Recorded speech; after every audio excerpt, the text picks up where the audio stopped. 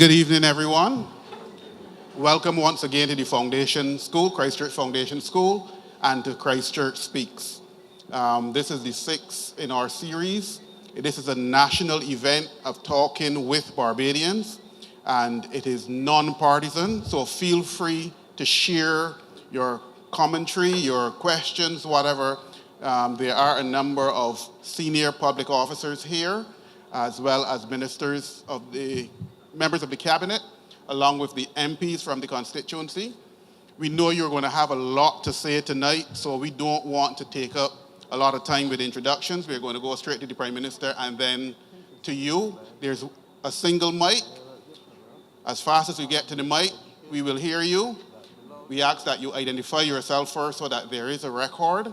And given the size of this parish, that you try to keep your presentations as succinct as possible so everybody can get in and we can be out by 9:30, 10 o'clock. Again, I ask that everyone... I didn't set the time. Well, in that case, I defer to Prime Minister. We're here all night. But please... I won't say all night, but we're not setting any time in truth but I do have public officers here, so I just want us to be conscious of that. Thank you. Thank you, Prime Minister. Just in terms of housekeeping, let us offer everyone who speaks the dignity of listening to them. We may not necessarily agree on everything, but let's respect each other's views tonight, and let's keep the meeting as all of the others have been so far. After tonight, we do St. Michael next month, then we take a break in December, and we return to St. Lucy, then St. Peter, and then St. Thomas in January, February, and March in that order, and we would have completed the whole island. So the rest of tonight belongs to you. To members of the head table, at the other meetings we had some issues with microphones. So all of the microphones are on, all of the microphones have been tested. The challenge is that if you shift them around, then the songman does not know which number you have. So when you're not hearing, it's because he's trying to figure out which microphone should be hearing, you should be hearing through the speaker. So keep the microphones where they are, and the night should go fine. Prime Minister, over to you. Thank you very much, Roy. I'm not going to talk much at the opening because I want to give you all as much time to be able to ask questions. I don't think that I need to introduce the 5 members of Parliament. They're well known to you. And obviously the Deputy Prime Minister is next to me, but we do have other ministers and public officials also in the audience. And over to you. The floor is open. This is part of our deepening of democracy. I had here early. All right, but even though,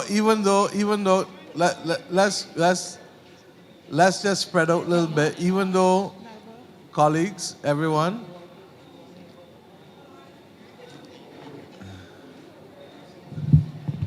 Okay. Thank you. Good night.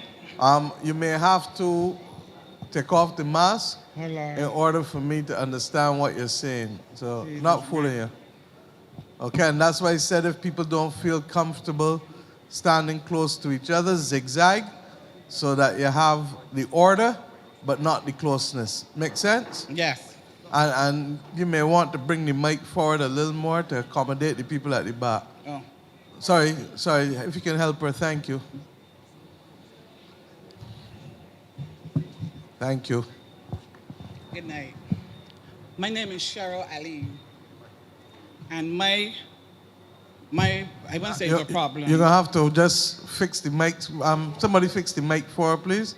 And because when you move your mouth, your voice can come in and out. Okay. You see what I'm saying? Yes. Thank you, love. Yes. Good night. My name is Cheryl Ali. I have a concern. Justice. Justice delayed is justice denied. Everybody know that. I have a case in the court. I wouldn't discuss the matter, but it is in connection with a house. And, you know... People are still not hearing you, ma'am. So that's why I'm saying that I'm not sure what's happening. You might just have to... Right. Oh, Or you thank might you. have to speak a little louder. Okay. I said earlier, my name is Cheryl Allen. And my problem is justice delayed is justice denied. I have a case before the court going 7 years with a house that I had rented out. Not me, my father had rented out. Waiting on justice, he passed away. Justice was denied to him. And this is 7 years since 2016. And the house that they're running down with the bush. All these ceiling, everything dropping down. I can't go and repair it. And I feel that in cases like these, Your Honor, you hired some judges, and still cases taking for Which part of years. Christchurch it is? Parish land. Parish Lamb. Yes. No problem. And I just trying from the point of view of making sure that I have the right person liaise with you after. Yes. All right? Ma'am, you got a good memory. So that- You have a good memory. Justice delayed. Yes. Absolutely. So And we- 7 years? Yes. And we need to have cases speed up in And court. what's the kind of case? Is an eviction? What is it?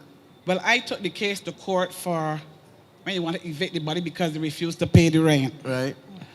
And then, I don't really want to say it, but a meticulous lawyer, if there's a word to say, decided to carry it to high court, even though he know that he really didn't have no grounds. And when the judge said to him, well, you can carry it to high court, he said, she will get in the house. But the lady old, she can die. He said, but she will be satisfied. You know, and it's taking so long. I am a disabled person, Your Honor. Sandra can tell you that. I need the money to help me. You understand? And, you know, and you know, the little disability pension ain't doing nothing for me. I need... That's unacceptable.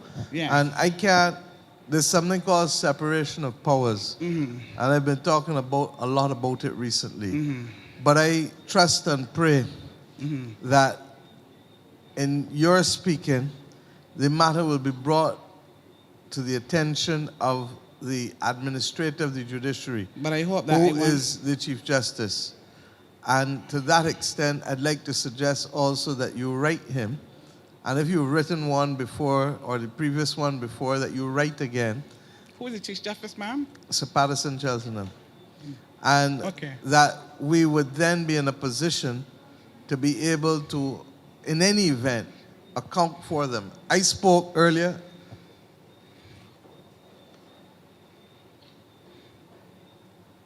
Thank you. I spoke earlier in the last few days about the fact that 80% of the criminal cases that are murder cases that are now before the court exists for murders before June 2018. And almost 80% of the cases that are gun cases are for charges before June 2018. I've done the most extraordinary thing in recommending to the cabinet that we agree, in addition to the 3 judges that we added, that we add another 3 Yes. to deal with that. We've also literally been trying to get the judicial system to adopt more mediation. There are too many cases going before the court that, quite frankly, and maybe I shouldn't say so as a lawyer for the lawyers, but I'm saying so, that quite frankly do not need to go before a complex justice system, and that can be solved through mediation, through transparent and appropriate rules or arbitration, mediation, conciliation. And therefore, I hear you. I want to urge you, and I will ask the Director of Citizen Engagement, Mr. Morris, to help you if you need help in terms of how to structure out the letter. But ultimately, I want you to know Yeah. that matters pertaining to the substance of administration of justice is not something I can get into. I can understand. say, give them more judges. I can say, apply more money. I can say, let us deal with the court system. But as it relates to, Ralph, which case is being heard where, and who is hearing the cases, separation of powers is very clear. But right in the Chief Justice, ma'am, I won't be victimized. No, Okay. no. And the truth is that those are some of the things I want to change about this country. You know, there are people who tell me that I shouldn't be coming here to meet with the population. You know, seriously, there are people who tell me that I'm setting a bad precedent. But I feel that if I can't sit down and talk with the people of Barbados, somebody trying to cut me out already. If I can't sit down and talk with the people of Barbados, I ain't telling you that every time I sit in this chair, I can know the answer. I'm not even telling you that every time I sit in this chair, that I can solve every problem. That's true. But if I don't hear the people of Barbados without a filter, Yes. without somebody filtering it for me, Yes. if the cabinet doesn't hear the people of Barbados without it being filtered for them, then what are we doing? It's true. We're making ourselves hostage to certain situations. It's true. So however easy, however hard, however simple, however whatever, let's sit down, because the one thing I know is that we're one family as one nation. Yes. Yes. Okay? Thank Okay. you very much. I call you to speak to you later as well. Sorry? Oh, Cheryl. Yeah, she didn't hear you. You said you would speak to me later. I hope you get your promise. Roy is going to make Yes. sure Yes. that he can He will facilitate. forget my name. No. And the beautiful thing, look, setting up this department with citizen engagement is perhaps one of the best things I've done since coming to office. Wonderful. Because it means, I don't think you all know the amount of letters, the amount of emails, the amount of everything that I get every day in a small state. Because everything comes to a prime minister, they feel a prime minister can solve everything. Not necessarily true. But at least I have people now, Yeah. and he can tell you, and we have a grid, and we see who we follow up on, make sure we know progress, we track progress, we move forward. Okay. We can't solve everything, but we're going to certainly work our hardest to. Yes. Thank you. Thank you. Good evening, panel. The name is Mark Hurley. I come from a neighborhood that is on one side of the highway heading Mark, towards the sorry? airport. Hurley, H-U-R-L-E-Y. Thank you. And this neighborhood is on one side of the highway. On the other side of the highway, there's another neighborhood. And in this neighborhood, there is a bar, nightclub that's been set up within the last year, roughly within the last year. Now, the issue is, and I even spoke to a... Sorry? What's the neighborhood? Our neighborhood is Coverley. Coverley. Yeah, Coverley Stage 2. So on the other side, there's another neighborhood, and there is a bar or nightclub that's been set up between December last year and January or so. Now, I actually spoke to a technician today, a sound technician. I'm not going to call his name, but he's probably trained pretty much every sound technician in Barbados. And he was explaining the phenomenon behind what we are experiencing. So the nightclub plays its music, and by all assumption, they've got a license to do so. Now, I've been told at one stage that... I wouldn't assume, because I've learned in this country a lot of things happening without the requisite permission. Fair So that's enough. the first thing.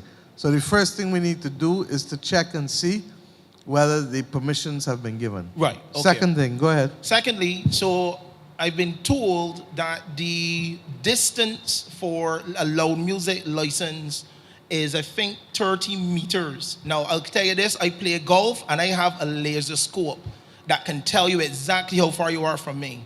And I know that we are more than 30 meters away from said location, right? Now, the phenomenon that was explained to me is that the noise leaves the establishment, but when you're on the highway itself, you can't hear the noise because the establishment is above about 8 or so feet. That's how the wind blows. There you go. Got you. So this comes across. Now, it just so happens that my wife and I have actually, we should be getting them installed next week, buying new windows, trying to drown out the noise. I didn't need to buy windows, right? We've spoken to all sorts of people about it. Mr. Abrams is shaking his head because we saw him at AgriFest, right? We spoke to a lot of people about it. We're just trying to figure out what or why there's a nightclub there, and if there's supposed to be a nightclub there because okay, it's legal, it's fine, it's thing. What can we do that the neighbors on the other side don't suffer? I think I've heard enough to ask for a review and a study to be done. William, let me see, William. From a planning perspective, we need to find out whether planning permission was given, and then we need to take it from there with the different environmental departments and to do a report. And Mr. Hurley, if you give your information to Mr. Morris so that we can contact you afterwards. And I take it you live in Coverley, as you just said. Yes. Which Coverley? The old Coverley or- Stage 2. Stage 2. Thank you. And I'll say this for the third time, you're going to go down in history. I told you twice before. Thank you, love. You're welcome. Come around to Roy behind and give a phone number. But these are the things that we are coming here to be able to help deal with and resolve. Yes, sir. Thank you, Madam Prime Minister and members of the head table. If you can, thank you. Madam Prime Minister, members of the head table. I just passed out a handout to the head table having saw it. Having to do with floods in St. Dover, St. Lawrence. What's your name, though, sir? My name is Richard Terrelong from 39 Dover. Thank you. How do you spell your last name? T as in Thomas, E-R-R-E-L-O-N-G-E. Got you. First name Richard. L-O-N-G. And I've documented areas of flooding in Dover, St. Lawrence. It has been going on for over a decade. Nothing has been ever done. Nobody from the government must ever drive through this area in the rain because this has been going on for much too long. If there's ever a serious hurricane, these drainage problems are going to cause serious issues for the local residents. We have a number of million-dollar condos and homes and also small houses. And we love all of our neighbors and we love the businesses in the area. So this has got to be fixed. The next thing is got you. I want to be able. Do you have an extra copy, or should I give this copy to the head of the drainage unit? Yeah. I assume the government can make as many copies as it wants. Okay. You're going to have to speak to it. So I just want Mr. Yearwood to see the photographs. Yes. The next point is St. Lawrence Church. Apparently, something is afoot with St. Lawrence Church that may disturb it. That is a historic church. It sits in a place where the religious... Something is afoot to being... Sorry, I'm missing what you're saying. Something is afoot with St. Lawrence Church. I don't know what. But it gave the minister and other people at the last community meeting concern. St. Lawrence Church is a historic church that I first attended in 1953. But and it was there long before that. No, and I don't think we should disturb that church. Sorry, sir. To the best of my knowledge, there is nothing that I am aware of, Minister Duguid, Senior Minister, that will affect, involve, alter, stop, do anything to St. Lawrence Church. Fine, but they were talking about building a channel and a marina up just beyond this going by. Nothing to do with St. Lawrence Church. Fine. Okay, I'll accept your word on that. The next thing is... And I hope that the rest of the cabinet, even after I am gone, follow my word on that. Well, if they don't, they'll have to follow our word. And the next thing, Madam Prime Minister, the property seizures. We seem to have a tendency in Barbados to seize people's property by eminent domain, turn it over to a developer where the value goes up by an order of magnitude. The generations of people that are trying to build generational wealth with that property lose out on that property increase. I don't think the government should seize property on behalf of some developer. Let the developer negotiate their own property deals, and then if there's some overriding community concern, then the government can perhaps get involved and negotiate. My next point is, I want to get through this so that I don't want to keep you long. So fast that I'm not being able to write, and I want to be able to write. Yeah, but I know you, Prime Minister, you have a great memory. No. Not when I have not eaten much today. So just let me get a chance to write, because these meetings are not for the sake of it. Right, they are genuinely for us to follow through on. And I expect follow through. And let me address them one at a time, so that on the issue of eminent domain, that's not a term Bajans are accustomed to. But what it is compulsory acquisition. Right. And under our law, regrettably, because we live in a small space, there are some things, and the Judicial Committee of the Privy Council, which was previously our highest court, is still the highest court of the government of Antigua and a lot of the other Eastern Caribbean islands, will tell you, as does the Constitution, as do our laws, that there will be some occasions where property is acquired in the national interest. And regrettably, what is that? That if we don't agree, can we get some...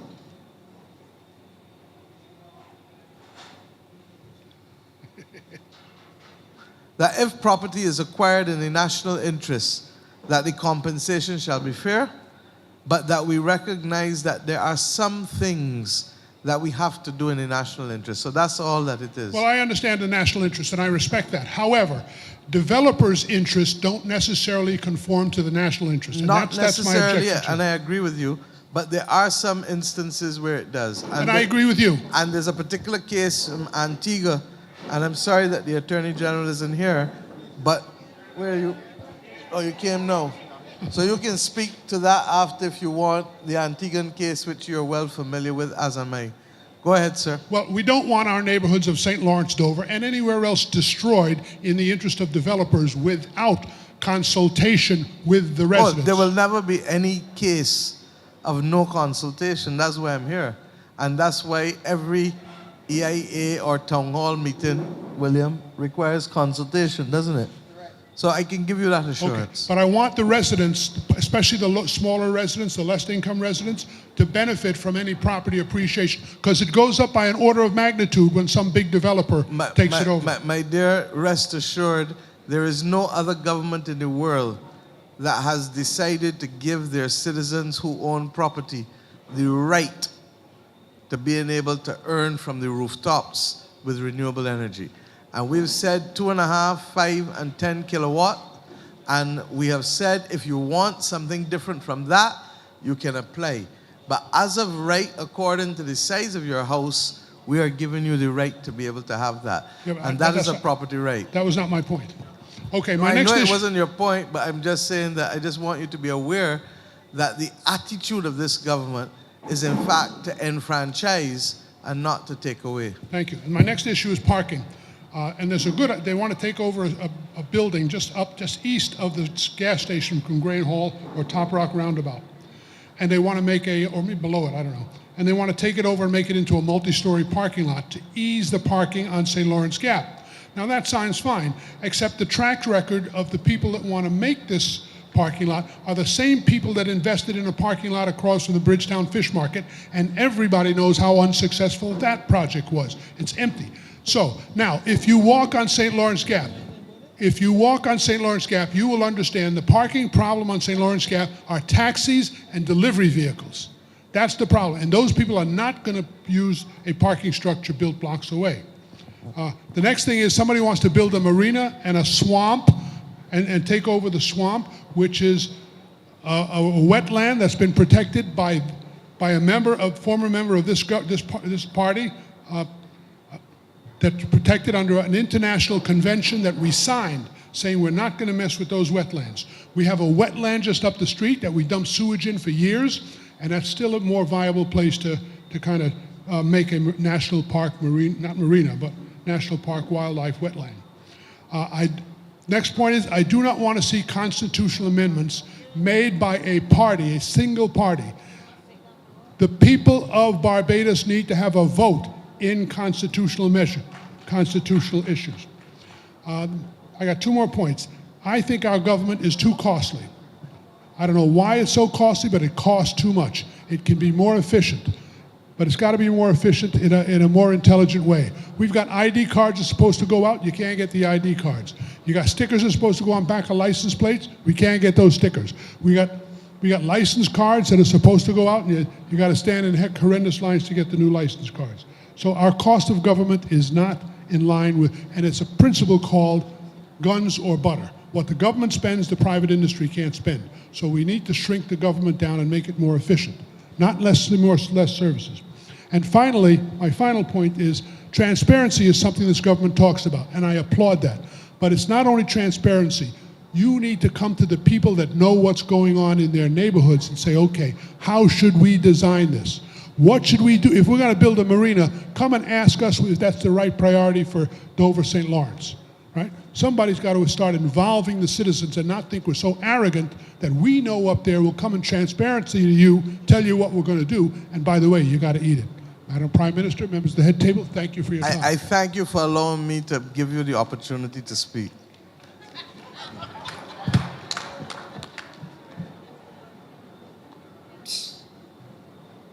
Good evening. I don't want to touch it in case it goes wrong. Mr. Thurlong, when you finish, you can let the others know which car park you're talking about in Bridgetown that was acquired or taken by somebody, because I genuinely at a loss. So Mr. Morris can check with you after. Yes, ma'am. I'm not aware of any planning car park also that you're talking about. I think that you're listening to a lot of stuff, and with all due respect, Mr. Thurlong, I finished work this evening. The reason why I'm a few minutes late is that I had the chief town planner, the deputy chief town planner, and the other planner there from 1 o'clock today on a range of issues. And I can tell you definitively, Mr. Duguid, you want to speak, please? Hello, yes. So I've just again reached out because I've heard this rumor before, and I've again reached out to the Director of Planning. He says he's not aware of any high-rise or any car parking plan for the area by the gas station there in St. Lawrence. It's easy to say things. That's all I can tell you. Mr. Thorne gave you that. Mr. Thorne, you want to speak? You're aware of a high-rise building? High-rise car park? That's what Mr. Thurlaw is saying. You're not aware? Where's the, how are you, by the way? It's not me, it's the gentleman. Oh, Richard? Come, Richard, come. At the last meeting that you attended, we talked about a multi-story car park being built in a building that's been derelict for a long time, right on the edge of the main St. Lawrence Main Road. We talked about that multi-story car park, and I don't know why that is. And if right across from the Bridgetown Fish Market, there's a parking structure that was built by the Ministry of Tourist and Industry or whatever it is, spent millions of dollars in it. It was never used for purpose. They had to move the Passport building in and shut down the parking structure in order to use this. Now, those kind of decisions just drive our cost and our debt and our deficit out the window. We need to stop that kind of stuff. Richard, look. I believe in citizens' engagement, and I believe that if you have a concern, that you have a right to be heard. Okay?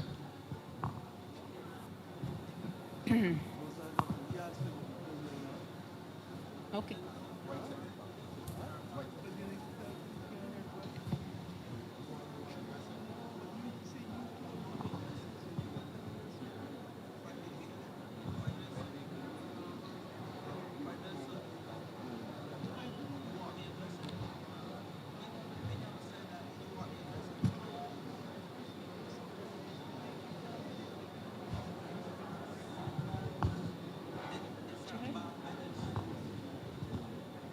Bath Village?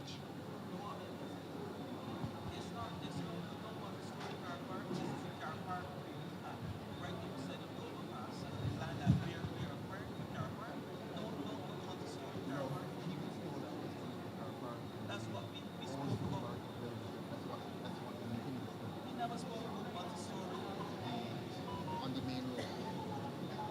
Across from St. Lawrence. That's what.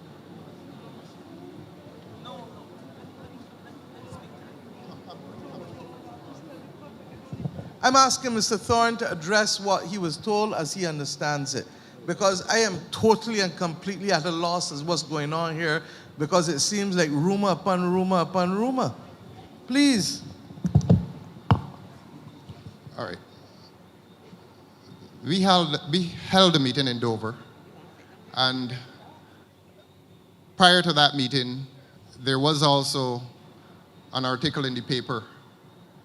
And I can't speak for the ministry, although the minister is here, but I can say, Prime Minister, that the residents, there was talk of a high-rise car park proposed for the old supermarket building.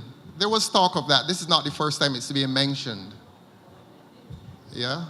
I cannot speak for the ministry as to whether it is so or not, but at that meeting, that was mentioned. Yes, Dwight, there was talk of that. Yes, please. Please come and address it. Minister, and when Minister is finished, Mr. Yearwood, address the issue of the flooding, please. Thank you. Good night to everyone gathered. I think it was about 4 or 5 weeks ago when we assembled at the town hall meeting on the Ministry of Housing, Lands and Maintenance, along with the Minister of Small Business and the member for Christchurch South. At no time at all during the discourse did the Ministry of Housing articulated or mention any high-rise apartment. What was mentioned, car park, sorry. What was mentioned was the acquisition of 25 parcels of land at Dover, Bath Village, St. Lawrence Main Road, and St. Lawrence Gap. And with respect to the car park, what was discussed was the car park at Bath Village. On the northern side, when you leave Brady's Bar, you're descending from Brady's Bar, you make the first left turn, and on your right is Dover Plainfield and Dover Pavilion, and on the left is an open car park.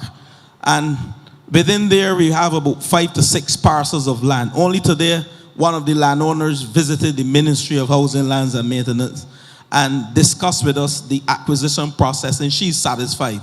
And at no time at all did we mention building any high-rise car park there. We spoke on 3 areas: Bath Village, St. Lawrence Main Road, and St. Lawrence Gap. And actually, the acquisition of the parcels of land in St. Lawrence Gap was done prior to Cricket World Cup to make St. Lawrence Gap ready to attract those persons who came here from the various territories, tourists, cricketers, whatever. And we built sidewalks. We acquired land outside of the church. I keep hearing this talk about acquisition of the church, and thank you, Prime Minister. In no way at all have we identified the church in any of the 25 parcels that we intend to acquire. And I want to thank you for giving me the opportunity to clarify. Thank you, Mr. Yearwood.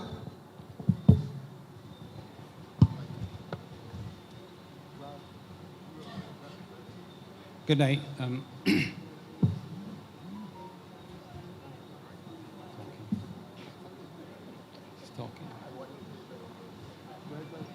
Good night, Charles Yearwood, Senior Technical Officer, Drainage Division. You have to talk a little louder, Skipper. Use one of these mics, 'cause it looks Charles, as though you want to I'm talk. very close, sir.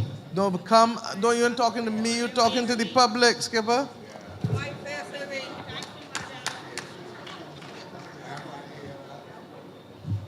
Everyone. Good night, everyone. Charles Yearwood, Drainage Division, Ministry of Public Transport, Work and Water Resources.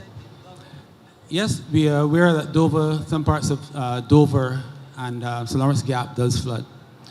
The concerns are over time you had, in the 90s, you had a less area of flood or height of flooding across the area. We had outfalls that drained from the St. Lawrence Gap to the sea. A number of these seaside developments have reduced the size of the outfalls. In particular, the worst one would have been Dover Convention, the former Dover Convention Center, that has, in fact, moved the outfall in total. So there's some water. We had to put in French drains. We tried systems to reduce the water on the road. But we've had, with climate change, higher intensities of rain and greater areas, water now running onto the road from other lands. In Dover itself, there were a number of open spaces. There were residential areas, but they weren't developed. And these were areas used to pour water off the road. These lands now have been developed in townhouses, and most of the areas have been hard covered. So you have additional water and a great intensity of flooding. Over time, we have, while we look for solutions, we have been doing flood responses and pumping water. But we have recognized that we need to have a greater study of the area to come up with the options, because they have what we call sometimes duck ponding or low areas of water, but usually nuisance flooding. When you have heavy intense rains, then you have more persons affected by the water. But we have to either pump it off or the water goes off over time. We will have to do a study because we don't know where all the outfalls in terms of the legal work is. But we need to find out if the lands were drainage reserves or acquire those lands and push the water back to the sea. Thank you. We did 2 rubbing shoulders in recent months. I'm sorry that Dover wasn't one of the ones. And DPM, I'd like you to go and visit that with Mr. Yearwood and the Member of Parliament, Mr. Thorne, and see how this can be addressed, please. I regret that it wasn't one of the ones I was taken to. Okay? Thank you. Yes, ma'am. Good evening. My name is Margaret Morgan. I live in Atlantic. Margaret Morgan? Correct. Thank you. I live in Atlantic Shores. I have a few queries. I shall keep them brief. But before I start, I know, Prime Minister, you haven't got a magic wand. But I still want you to know that each and every one of us needs a little help in whichever way. One of my short briefs, in Atlantic Shores, there's a lot of unsightly, dangerous, hanging loose pole cables. You can have the sheet after. Beautification comes in many formats. BWA, or whoever is responsible for tidying up after the water works, never do it properly.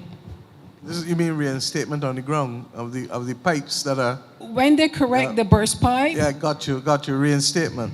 Thank you, I agree with you. You can have this. I agree with you entirely. BWM, I hope I've got those initials correctly. I have been in contact with them since 2019 about speed bumps, ramps in Coral Drive. In 2021, Mr. Jason Bowen, he did a speed test and agreed that Coral Drive do need some sort of speed ramp bump. I'm still waiting. Fret not yourself. It's going to be DPM, please. Yeah, Thank you. you can have this after. Yeah, no, I make my own You can have notes this. too. I've So, got a copy. Unsightly cables. No, we you need can to have find this, out please. who they are. You can have this. Go ahead. I get very nervous, so let me continue. No problem. I will lose my... Vehicles that were made for off-road usage is being driven in residential areas recklessly and very noisy. Now, my main grief is case number CV1610/2017, and that boils my blood. My husband and I decide to retire and come to Barbados. We were put in contact with a company by the name of Best Invest Barbados, laugh, to build our home. In 2014, we gave them the contract. We were promised a 4-star finish, and what we were given is a white elephant. I hope everybody knows what that means. I was told to be respectful. Please, because remember, at the end of the day, we are not a court. So go ahead. Just breathe. Just take your time and talk. Take your time. From 2017, the court was given our white elephant. And what the court has given us, your guess is as good as mine. My grief is two lying, thieving so-and-sos gotten away with a crime. All right, you know. That's the worst. That's the worst I go. Thank you. I just, Thank you. I had to say that because that is what they are. And they've gotten away with a crime worth hundreds of thousands of dollars. And that seems to be okay on this island. No disrespect to you, ma'am. Why I say that? Because we were not the first. Before 2014, nor were we going to be the last since 2017. We, the innocent, the victim, are told It's a civil matter. Get a lawyer. Well, that's another slap in the face for us. If a poor man steals $100 or less in merchandise from a store, that's a criminal offense. And off to prison he goes. But for two people who are not poor,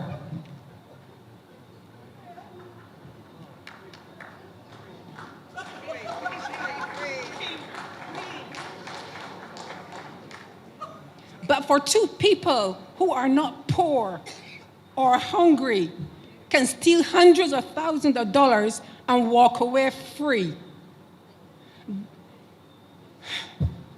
Is that fair? I'm asking the panel now. Is that fair? Is that right? Is that justice? Doesn't the government think that it's time to change the system?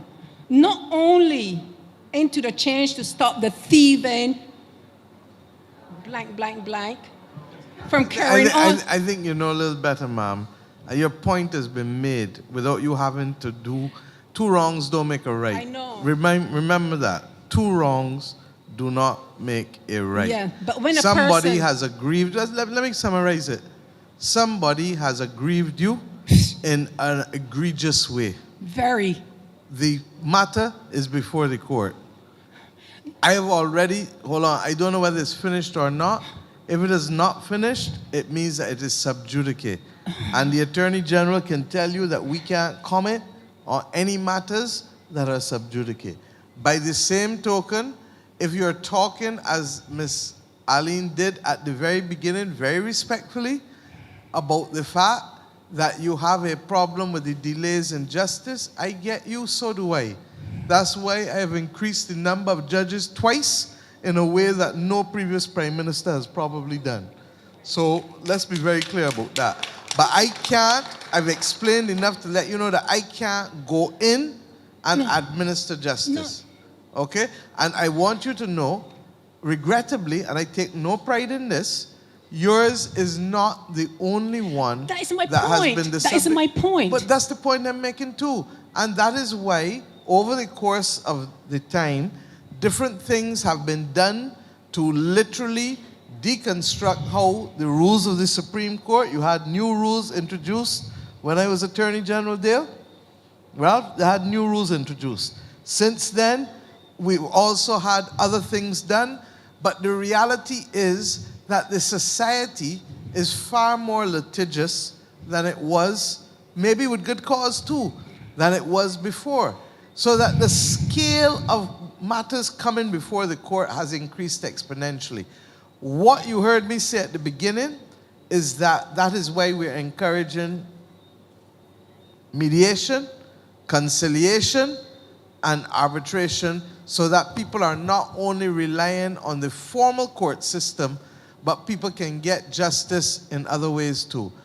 Okay? Let me interrupt a minute. What you just said, we were supposed to go to arbitration, but the two blank, blank, blank were so clever and smart with the system. Well, that's why it needs to be changed. Because they say they were going, and then they come to the home saying they're going to do this, and then they're blank, blank, blank. Now, when I say the system have to be changed, because you can't step in personally, or any individual person cannot step in personally. But if the system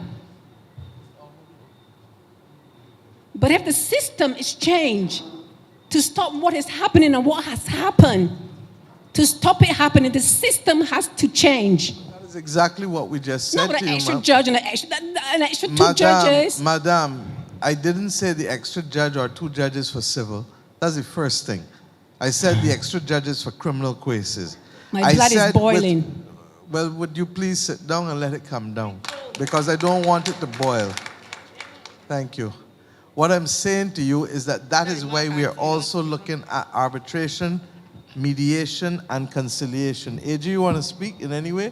Because we've now had two comments related to the delays in the justice system. The first one was before you came. No, I was here when I came in as the lady was speaking, Prime Minister.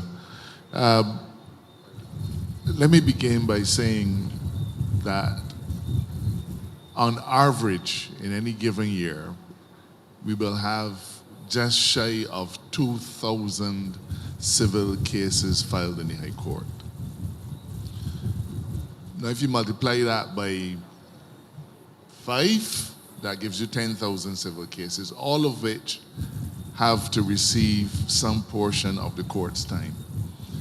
Recognizing that we had, in our view, too small a number of judges, we felt it was important to increase the number of judges so as to be able to put more manpower to address the cases. We've computerized the system of filing. We've done a whole set of initiatives, none of which by themselves will transform the legal landscape, but taken together, we expect that they will help to drive the number of cases through the system quickly. Now, but each case has its peculiarities. I've practiced law for over 30 years. Some are complex, some are not so complex. Some go through the system quickly, others don't. I understand that you are aggrieved and you feel that your case should have been finished far faster. I don't know what the facts are, so I can't specific. I'm sorry, what you're saying? So the case is finished. No, ma'am, I'm trying to understand. If you say you're waiting for a judgment, then that means that the case is finished and you're waiting for the judge to deliver his or her decision, okay? Now, one of the earliest things that we did was, Prime Minister, you'll recall, we amended the Constitution to provide that misconduct on the part of a judge could be constituted by delay in delivering a decision for over 6 months. Now, truth is, no judges have been punished for that. Both factors that are involved, punishing a judge for misconduct is one of the very, very last things that anybody would even think of doing. But we've tried to tighten up and make judges more accountable. It hasn't entirely succeeded, but I can tell you that there are a large number of litigants who are singing the praises of the system because in some instances, cases have gone through quickly. I don't know, I'm happy to discuss it with you afterwards, but please, if you do speak again, don't call anybody's name because the government will get sued for defamation and they can got another case to add to an already heavy caseload, okay? But I'm happy to have a chat with you afterward. Ma'am, understand that we feel your pain, but we have to do things in accordance with due process still. Okay? Thank you. Yes, ma'am. Good night, Prime Minister. Her And panel. sorry, and thank you for raising the other things. I should tell you that the DPM will follow through on them. The cables overhead, the reinstatement of the roads by the Water Authority. We've been saying so over and over and over. And I believe that we've come to the stage now where somebody has to be held accountable within the entity. And thirdly, the third one was the speed bumps. That's an easy one. Mr. Boyen, if you say has visited Mr. Tudor, please make sure that that's dealt with as a matter of urgency. Thank you, ma'am. Yes, ma'am. My name is Sheldon Dale. I'm having a lot of pain tonight from the Water Authority. I have a bill for $6,000. I managed to beat it down to $2,000. The problem was the meter. They tell me to pay $58.75, get the meter read. All the time before the meter was read, the bill was $500 and change when the month come. Now the meter come back, the bill come down to $200 and something. And up to this point, I wrote letters. Okay, I want you to know, Sheldon, Uh-huh. I'm going to say this as a rule for everybody. This is not a forum where individual issues pertaining to utilities, courts, anything. If people want to make a general point, I get you. If you want to make the individual point, you're going to come to my assistant or you're going to come to Mr. Morris. Because what I'm not going to do, there are 2, 3, and 4 sides to a story. And I'm saying so for the benefit of everybody now. Because as the AG just said, we're not going to be paying out money to nobody because we're allowing people to come to us in an unfiltered way. As it relates to the specific issue, I can assure you that my office will guarantee fairness, as it has been doing with others. And if there's a case that is justifiably wrong, then we will make the representation. But at the end of the day, the Water Authority is a separate legal authority governed by law with its own board of management. You got me? Yes, please. Over you. All right, so come next door here. Come. Shanta, please. And thank Alex, you. everybody line up to take the things. I thank you for this right at car that you could travel free. I had it 4 weeks now. The Lord bless you. Thank you. Thank you. They're coming out. They are coming out. Show Mr. Turlow for me. Good night, Madam PM. My name is Stephen Street. My name is Stephen Street. I live at St. Matthias House in the area, Christchurch.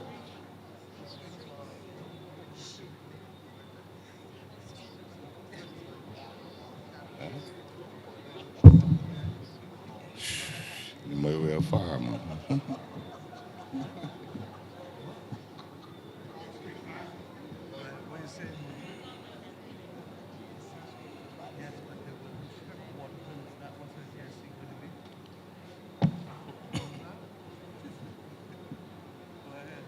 Madam PM, the first thing I'd like to do in public is to commend your administration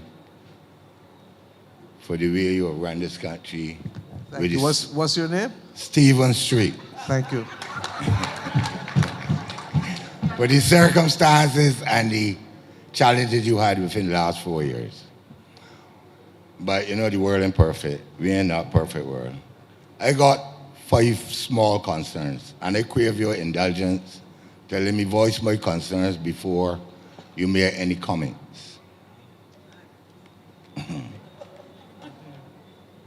Some mothers and grandmothers in my constituency, which is Christchurch West, they have to leave St. Matthias, Paddock Road, Dash Road, to go out to Oyston to collect children who had just gone to secondary schools in this area, Foundation, Dudgeon Griffith, Princess Margaret Lodge. But when the children come out, the bus drivers tell the children they can't get on the passenger bus. So the parents got to come up here. There's $7 to bring down the children, because the children get home at 5:30 in the evening. I'm not sure I understand the issue, Mr. Street. No, the children, this is their first term at school. Okay. Going to secondary school, so no, they don't want. The parents don't want to send them home on the No, they don't want to Come on the travel on the school bus. But when they get on the passenger bus at Oyston, the bus drivers tell them to get off. So the parents got to come for the children and get on the bus with them to come home and bring them home. Somebody from Transport Board here, just to note. All right, go ahead. Right. Transport Board can speak to it after.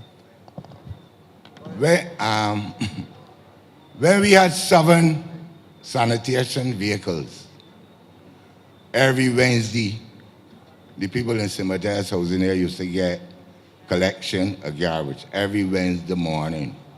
We got 7,000 trucks now. 7 times the 7 we had. And we getting collection now every 11 days, 12 days.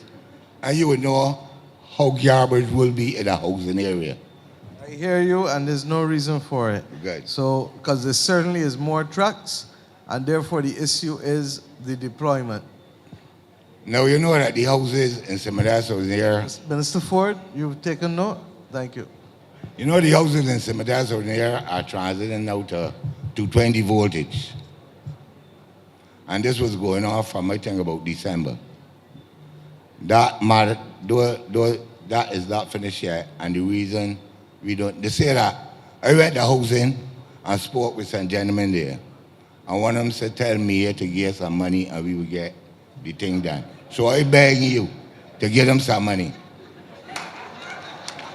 And let me get the wiring Give done them by, money for what? For severance? to finish the project. To finish the project. Because they got raw wires in my house.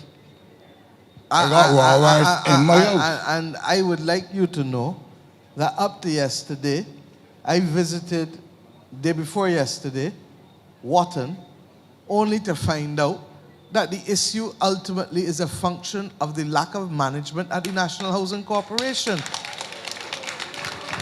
So the man at National Housing tell me to give you money. So I tell you to get the money, let me get the thing done.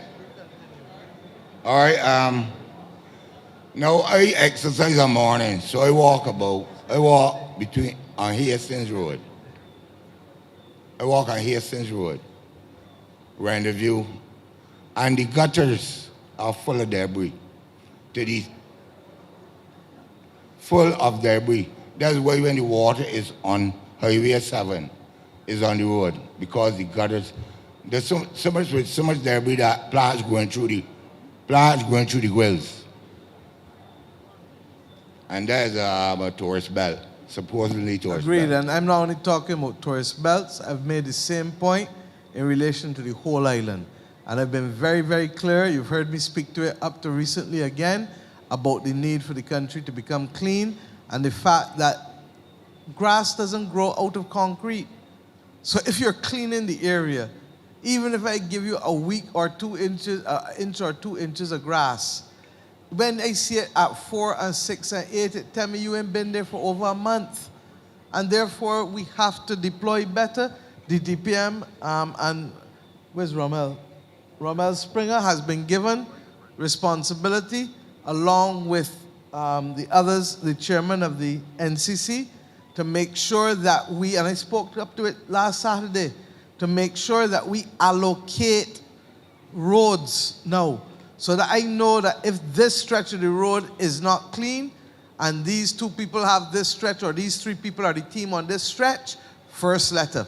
But the road's clean. If you don't clean it after the first letter, second letter. And the third letter is to tell you revoked. Because until we get to the point where we hold people accountable, we're not going anywhere. Okay? And in fairness, what I've said, the difference is that I don't believe, and that's why I've given the Parasec and the chairman of the NCC the responsibility. I don't believe that the deployment is what it should be. And until we get the deployment right, you can't hold the workers at the bottom responsible, because it is fundamentally a management issue, and we need to get the deployment, which is a management issue, correct before you start blaming the workers at the bottom. Go ahead, sir. My final issue now is the ID card. I went to Park Hill with my mother to register to get the new ID card. I went in July. They told us come back the 7th of October. I went back in October and they told us that they are not ready yet. But they give us a number, and they told me to call this number in a week's time, 7th of October till now. The 2 numbers they give us.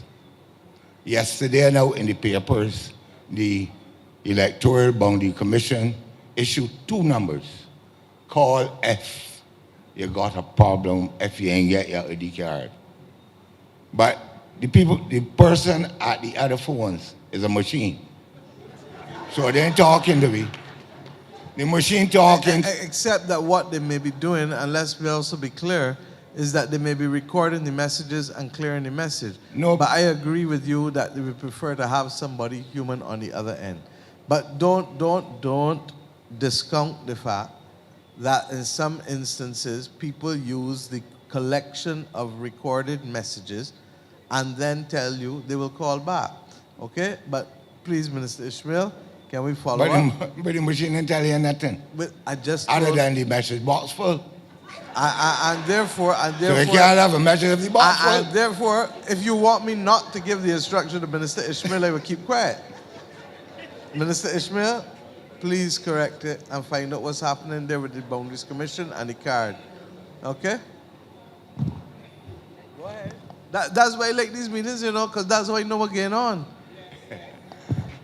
I take my leave. I work on your directions to get my ID card. Yeah, and you didn't see Miss Dash throw up the ID card just now and thank But I you. ain't get mine. But- I would need mine. But I will let you to get yours too, because You then know, you every will- Toppy Spring, the water flow freely, so it come to Toppy Spring. But it may well be that I the want top of the clear spring, water. the top of the spring can't carry this weight. When I went housing, the two men tell me, give me money and we can done the project. So he come here now to get money from you, not me, to get housing, to get the project done. But I know Ms. Bradshaw and Linda Holder will deal with that issue with school children. I got a problem with that.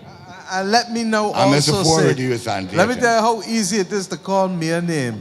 Holler the word me, and then say, and that's how you call my name easy.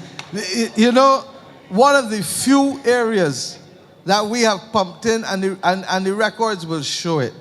So much so because of Hurricane Elsa and the freak storm has been in the area of housing. I am tired. Look, we have a problem in this country where people see a problem and sit back and do nothing.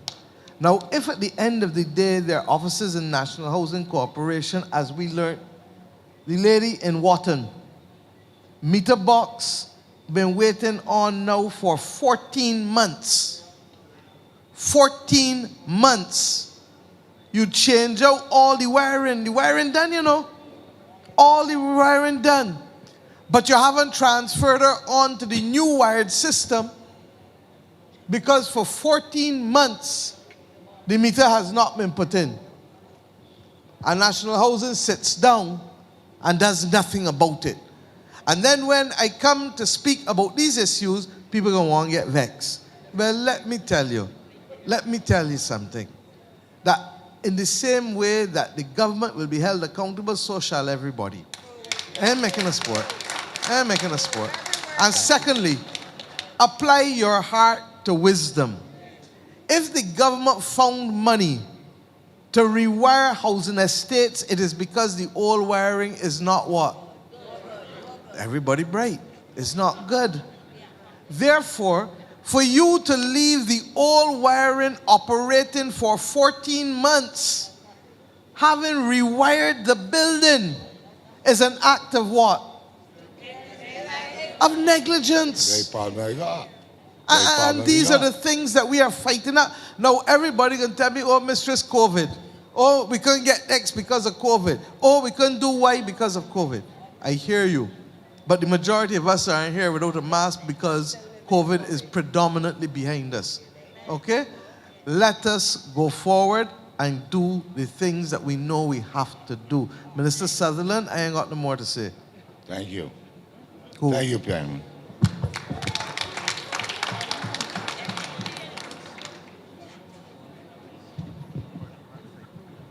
Thank you. Oh, good evening. My name is Liesl Daisley. I am here representing SAVE Foundation. SAVE is an organization that deals with domestic abuse. Yeah. So I'm basically here to be a voice for the voiceless. First of all, let me commend the government on a successful conference that you had last weekend. Excellent speech, Prime Minister, on Saturday. It was very inspiring, and it encouraged me to be a better citizen, which is why I am here tonight. Domestic violence is still a huge problem in this island, and COVID actually only made it worse. And I would like to see more support from government. NGOs, we're doing the best that we can on the ground, but we need support from government. And I'm not necessarily talking financial support, but support in general and cooperation. I don't know if we need like a victim's advocate that would walk victims through the process, which can be very daunting. I recently had a case with a lady, and she was being stalked. She and her partner had ended the relationship, but he was stalking her repeatedly, morning, noon, and night. I took her to the police station in her district, and she gave her statement. At the end of this statement, they said that she needs to go to the police station in his district. So we went to the police station in his district. She gave her statement, and then they told her that she needs to go to the police station in the district that he works in. So then I took her to the police station in the district that he works in. Ms. Daisley, don't even bother to go no further. Write a formal report and let us have the AG deal with it, because that is wrong and it is unfair. But I also go further. To my certain knowledge, the police hires 1 or 2 people to be victim support persons in these circumstances. And what they should have done in the particular instance would have been to refer her to the particular victim support person. And secondly, they should have taken the statement regardless of what district it is. They must have understood that the person was traumatized and then simply email the statement to the requisite entity. Not true, AG? You pick the mic up if you want. Let me apologize to you. That's not even the end of the story. Oh, you mean there's more?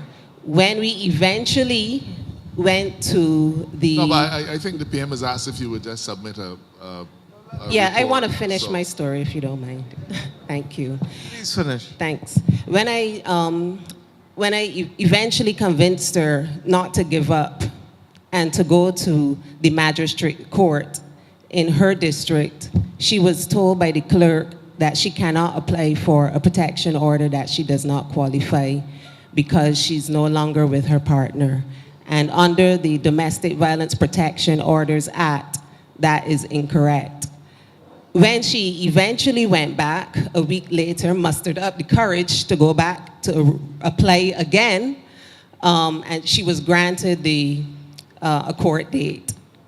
So she went back, and she went before the magistrate and was told, you know, the 2 of y'all need to behave yourselves and y'all should go to church.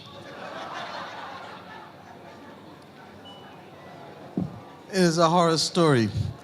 But I've also told you about the separation of powers. And that is clear to me that I hope the Chief Justice is listening to a lot of what is being said here. Because more than any other parish speaks, this is speaking to how the law courts function, which is outside of the remit and the direction of anybody in cabinet. As it relates to the police, I think the AG has heard you and therefore will ensure, and look, let's be frank, we have some cultural issues to overcome in this country. And the sensitivity that needs to be there when we're dealing with people who believe that something has happened that has caused them grave injustice needs to be felt by others too. And we cannot have a dismissive attitude, which means that we need to have training and we need to have new protocols in place, AG. Yes, Okay. I actually was... And I want to invite your organization to formally write, because domestic violence is also not gender sensitive. Exactly. And therefore, we need to be able to have, and I invite your organization to write the Attorney General and to copy it to myself and also the Ministry of People Empowerment, Kirk's ministry, which also is where gender affairs and the other things are. Okay? Thank you. Thank so you. like you mentioned, training. Training is the key. Training is critical. Yeah, lots of training. Thank you know? very much. And understanding that people's feelings and perspectives matter, even if you don't think it's a problem. If I'm operating in a particular position, I'm duty bound to be able to engage and defend the public interest. And we need to stop re-victimizing the victim. Yeah? Thank you. Thank you very much, Ms. Daisy, for bringing it to our attention.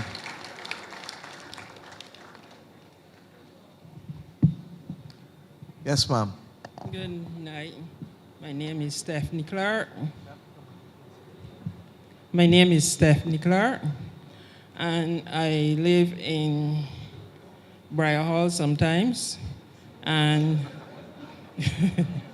and Drexel sometimes. So for right now, I'm living in Drexel. My house is one of the houses that was destroyed, and I am located right now in Drexel. Since March, I was put in a house that the government supposed to provide. What I've said to people on this individual thing, and I've not said it today alone, I've said it from the very first meeting. As it relates to individual circumstances, I am not encouraging anybody to put their circumstances on the road or in the media. Come to Ms. Cadogan right there and Minister Sutherland on this particular one, because we know that this is a relocation from one of the hurricanes. Yes, Is it ma'am. freak storm or the hurricane? The freak storm, Thomas. No, Thomas? Yeah. No, but that goes back. Anyhow, you come. That goes back even before we were the government. That goes back 7 or 8 years. Yeah. 10? Yeah. It was damaged from Thomas. It was damaged now in the next storm. All right, you come. You come there. I have another problem. No problem. Is a problem or is a concern you want to raise? It's a concern. Okay, good. It's a concern with the police.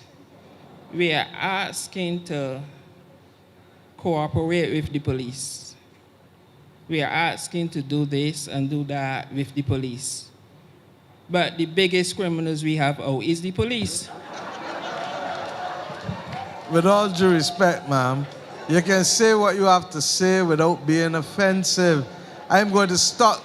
You know, until somebody, if people are going to come to the microphone and be offensive to people, you can say all that you want to say without speaking in that tone, correct? Okay. Okay, so if we don't do it, I'm going to have to ask you to keep quiet on this particular issue. But if you're going to speak in a respectful way, and you can say what they did wrong, as the lady before just did, without referring to them in a disparaging way, okay? And maybe these town hall meetings are going to get us to elevate the quality of our discussion and how we speak with and to and about each other. Because that's half the difficulty we have in the country now. Please. I have some matters that I have videos for, and nothing is doing about it. Nothing. Let me be clear. You've made a complaint to the police and nothing has happened? Nothing. Okay. I want you to once again let us know what the complaint is. AG, the Police Complaints Authority is still functional? To the best of my knowledge. But in addition, that will also be relayed in order for us to be able to get an answer for you. Okay? The AG was trying to get some answers since before COVID, and I'm still awaiting a letter from him. Well, we're going to find out. Okay? So you Thank come. you. Thank you. Thank you.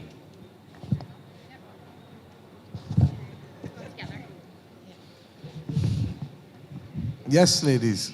Hello, my name is Lynn Charlotte Nielsen, and I'm here on behalf of Be Their Voice movement. Barbados is beautiful. Barbados is home. But we need to do better. We have to treat our animals what's better. What's your name again, sorry? Lynn Charlotte Nielsen. Okay, thank you. We need to treat our animals better. Why shouldn't we? Why? Tell me why. They're there to protect us, to love us, to be our companions. Drowning on the beach, starving on chains, litters upon litters, that of which most end up as roadkill, in shelters, in gullies, or on the side of the road.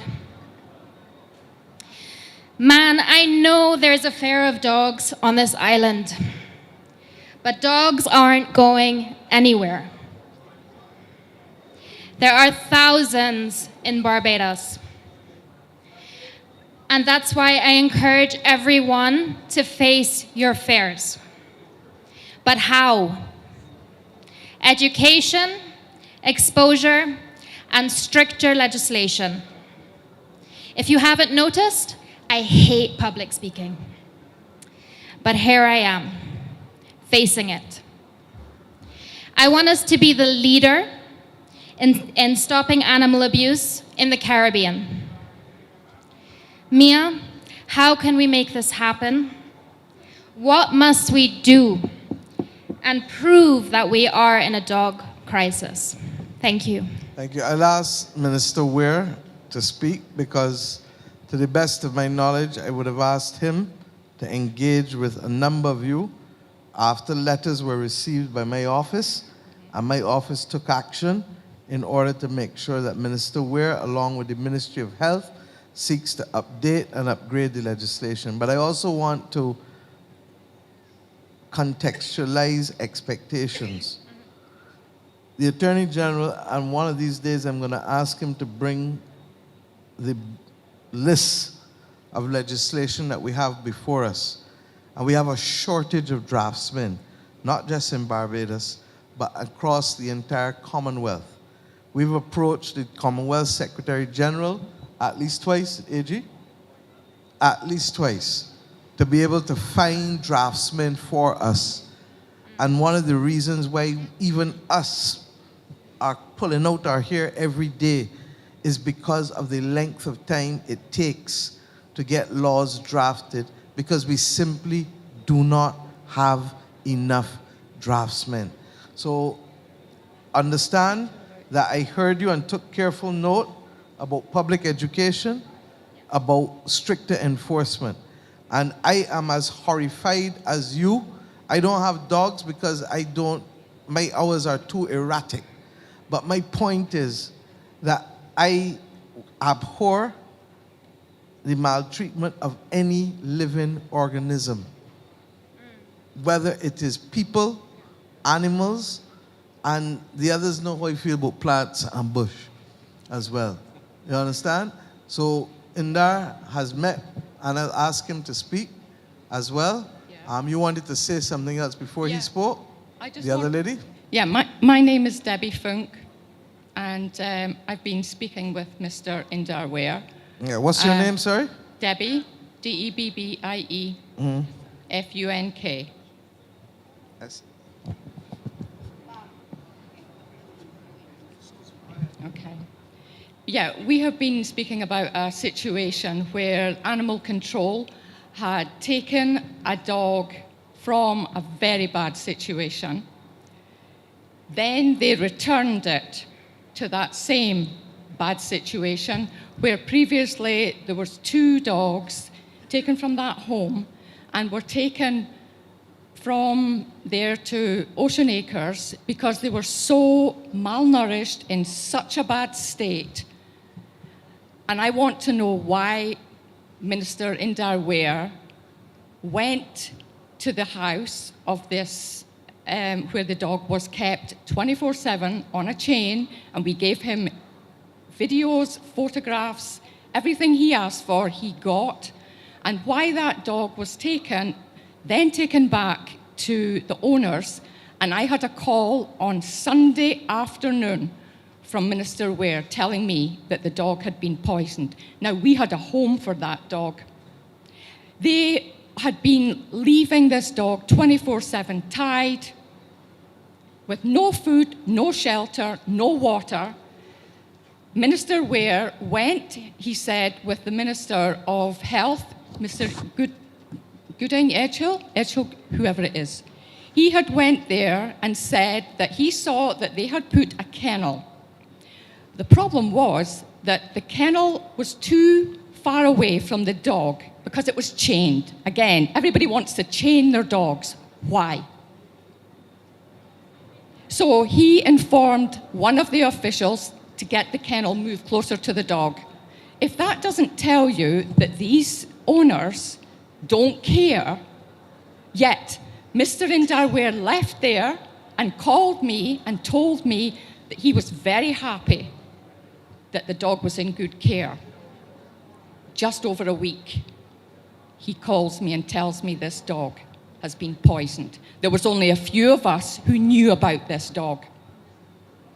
And I asked him, was Dr. Mark Trotman going to be doing the necropsy? He told me yes. I asked if I would be able to see a copy of this, to see how the dog was poisoned. I'm still waiting. And he told me that he would investigate, and I have not contacted him back, but tonight I feel that we need to have some answers here. Too many times. I'm not sure that you're going to get answers Oh, tonight. No. Because quite frankly, I did not hire an Indar. I don't know that he is the technical officer dealing with the animals. And quite frankly, I'll let him speak, but I want to bring some balance to expectations. You just heard what I said about maltreatment. You heard Yes. what I said about Yes. legislation. Yes. But I want you all to recognize too that some of what is being done now has also to be balanced. For us to have a campaign waged against the country, that this is no more a tropical paradise, is a disproportionate action on the part of those who would like to have action taken by the government. I didn't wait. No. I'm speaking straight tonight too. I didn't wait or threaten anybody, and I'm not going to allow anybody to threaten the state either. No, So let I us be appreciate clear that you all need to take that off the table. Can I just say Hold on. that was Let nothing us to be do with clear our group? that we need to take that off the table, because then that is a form of terrorism against the state. Now, I'm sure that's not what you meant. No, and that was nothing to do with the groups that we're involved in. And that therefore, came from. right, but regrettably, what I came here and received this afternoon Yes. is everything as one document. Right. And as Prime Minister of Barbados, I cannot agree that however much we may disagree on domestic issues, however much we may want to ask people to do better, that it cannot be that two wrongs make a right. No. Can we Correct. agree to that? We can. Yes, Right. absolutely. In there, Minister, would you like to speak, please? Can I, one last question. Can I ask who we do go to Because deal with that is animal exactly abuse?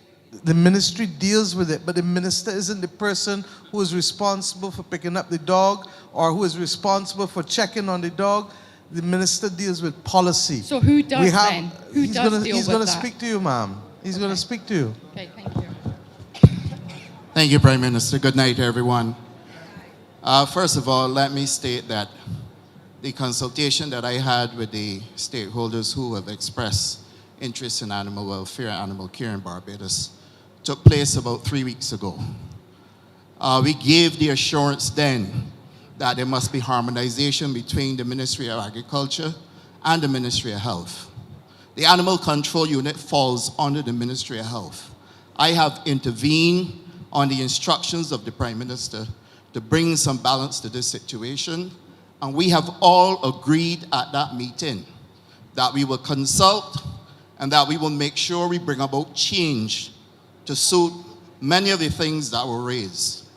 But I also drew to the attention of everyone sitting at that meeting that we live within a Barbadian culture where you have very poor people who love animals and want to keep their pets.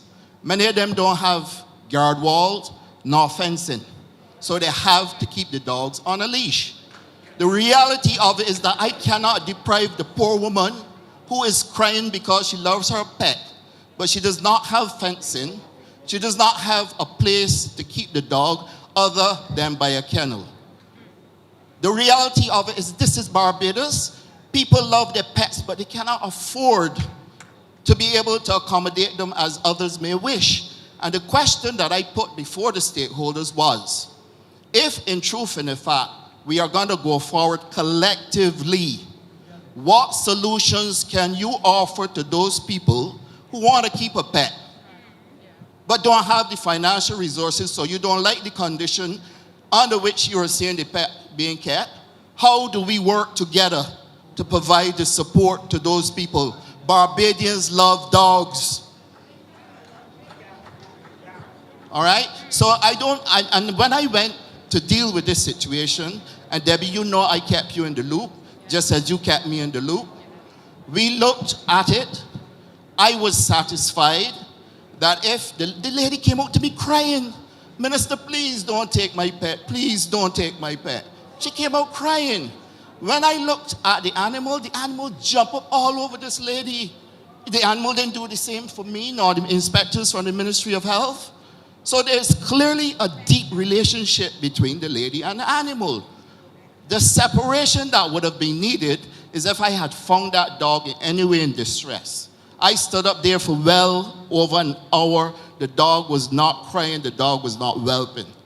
The dog lives in St. George South. The family is not a wealthy family.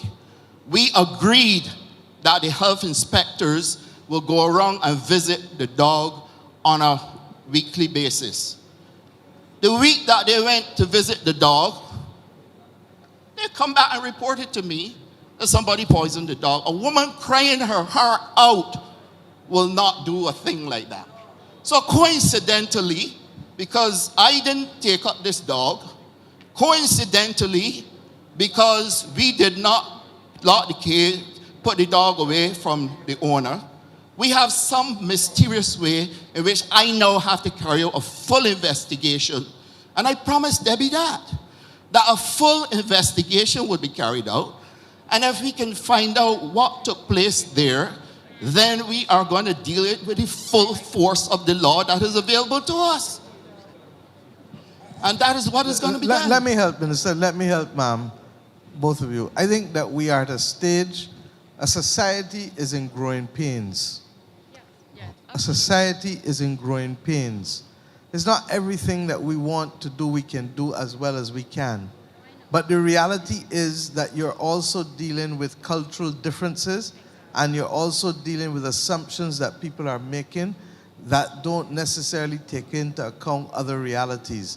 Indar's point about people who don't live with a fence is a valid point, okay? By the same token, there are some people who have a lot of land and the dogs can run freely. I would like to think that, like in a person who lives in an apartment, if a dog is being, chained, that at some point during the day, and you and I don't know when the owner is going to do that, they will go and walk the dog and make sure that the dog gets some exercise. I don't want us to assume about people, because it's going to be a form of profiling that is going to get us into trouble. Let us work together. We've agreed that we are going to look at the legislation and update it. We've agreed that we will continue to do a public education program, and Minister Ware has been the one representing this to me. Okay? So that I think that what we can do is to do that. But what we can't do is have people saying that they are going to stop Barbadians from working by putting a program internationally against the country because people feel that we are not treating animals properly. Now, murder takes place in every society. But it doesn't mean that because a murder has taken place in Barbados that this is not a country for people to visit. Because the reality is that it's all relative still. So I'm asking you all, this is not a country where you don't know how to find the Prime Minister and ministers. This is a country where you wrote me and we took action. Roy, you wrote to them on my behalf too, didn't you? This is a country where the Prime Minister asked the minister to meet with you. This is a country where when they had the march, Minister, I asked you to go up to the march too, and the minister missed meetings at Parliament in order to attend the march. So that there is no reason for us to be hotting up the place. So I really do believe that. And if we can work together, the objective is for us to bring a level of care and a sense of worth to every living organism. And I believe that what happened with the dog that was drowned was horrific and horrible. And the police, they took action on that, haven't they? And the person has been charged. And they now, having been charged, are entitled to due process. So I'm not going to even comment on it. But I want the message to go out, because this is about the third meeting that people have come to raising these issues. And on each occasion, I have given you the commitment, and in fact, you have seen action. Let us work together to start to change the attitude of people who may not yet have seen the light. But I'm satisfied that the majority of Barbadians are already where you want them to be. That's the truth. Okay? Thank you. And one more thing, guys. Right? It's not that chains are bad. It's just if the dog is on a chain, tell it you love it. give it water, food. Honestly, you stoop sing, but it's true. You want it to protect you, love it, give it some love. But anyway. Agreed. And if you and can't- part of the public education program Exactly. will be all of that. Exactly, Okay? yeah. And if you can't feed your dog, please reach out to me. Please, we're here to help you. Thank you. And I think that's it. And I want to thank you for being there to help with those who are abandoned. Yes, ma'am. Good night, Prime Minister, ministers. Good night, Prime Minister, ministers. Good night. One meeting, please. Okay, my name is Lisa Miller Cumberbatch. My father, his name was Leroy Miller. I believe my father exemplified the Barbadian dream. He worked very hard, he was successful, and he helped a lot of Barbadian families. In the 1960s, he bought a plantation, he bought land. And for 50 years, our family, we have been paying taxes and taking care of the land, clearing it and so forth. Prime Minister, I know that you would know of this case, but we were not able to speak. Coming up, you'll understand. So, I genuinely don't know. Okay, But if you yes, feel I should know and it's an individual matter, I'm going to ask you once no, again. it's okay because No, I came here for advice from all of you. Right, so. but what I'm saying is that I'm not taking individual matters on mic. I will deal with them. That's why I have others to deal with it. So if it is a broad issue we're talking about, It's broad. It's broad and it's personal. Madam, come. Well, come, it is. come. Trust me. You come, and we're going to deal with it.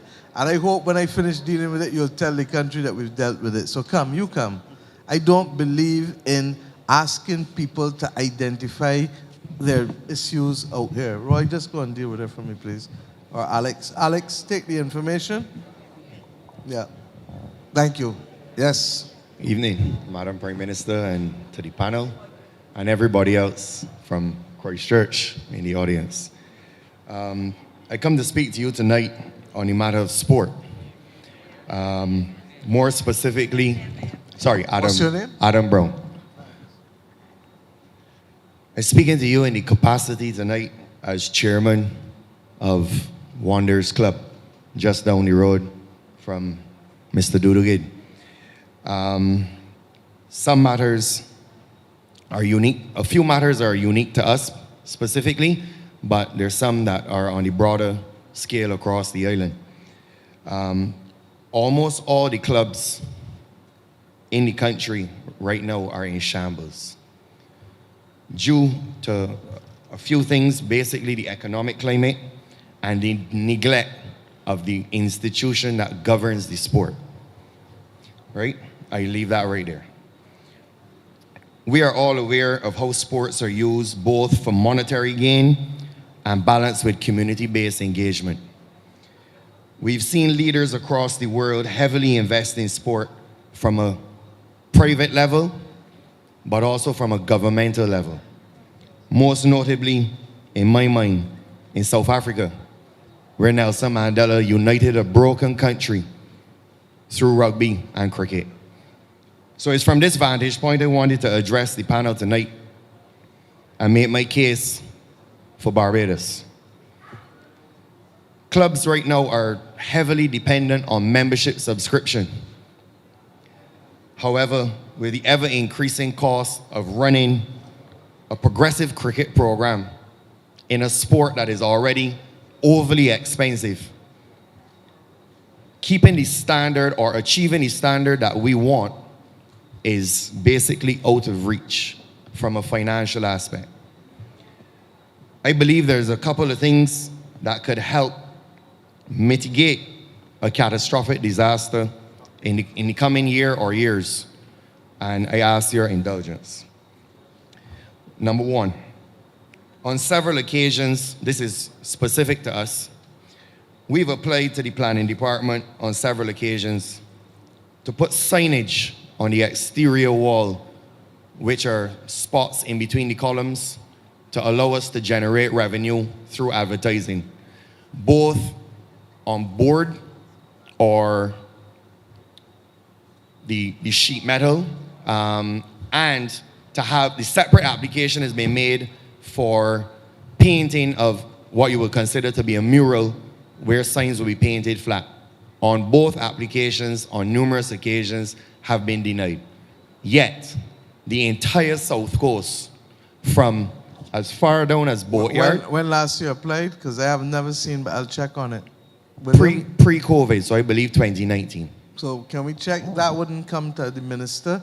That's dealt with at the level of the planning department.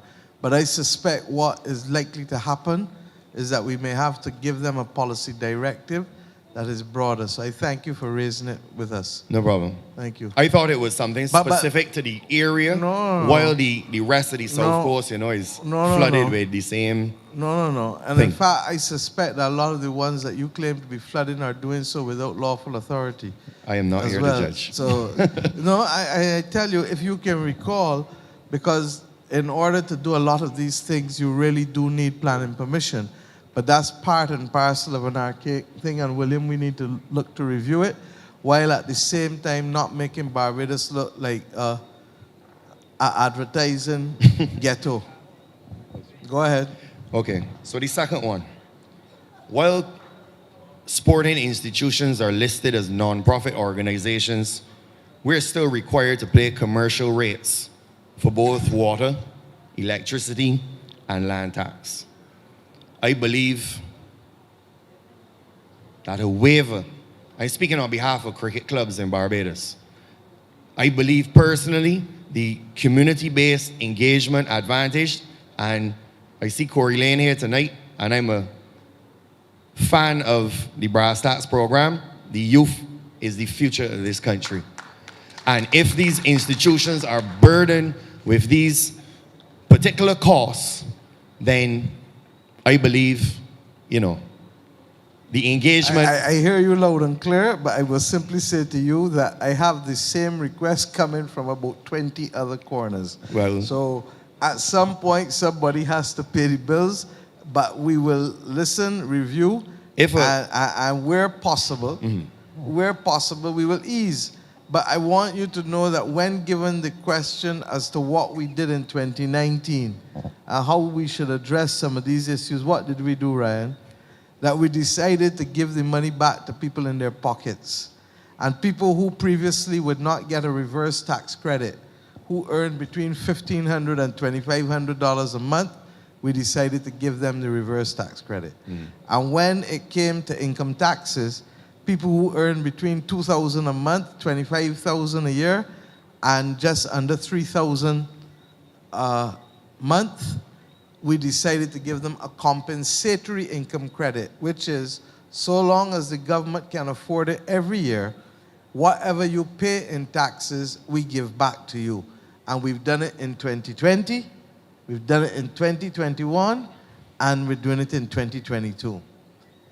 And those who earn above $35,000, every single person had a cut in income tax rates to put more money in their pocket. So I say that to you to say that if you take from here, you got to do what? Give back there. So that the country has to appreciate. And very often people forget or people choose not to remember that we have chosen to put more money in people's pockets directly in that way. Mercifully, it was done months before COVID. Can you imagine if people face COVID and the cost of living without the tax benefits that we put in there? Now, I wish we were a rich country. I could say, let it be done. But I can't tell you, let it be done.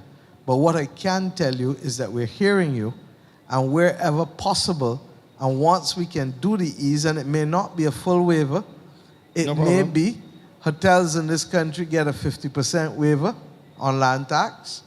In some instances, I think pensioners get a 50% waiver too on land tax, right? So I hear you. Right. But I just want to moderate expectations, Because what these sessions are also to do is to explain and to educate. No problem. Continue, And sir.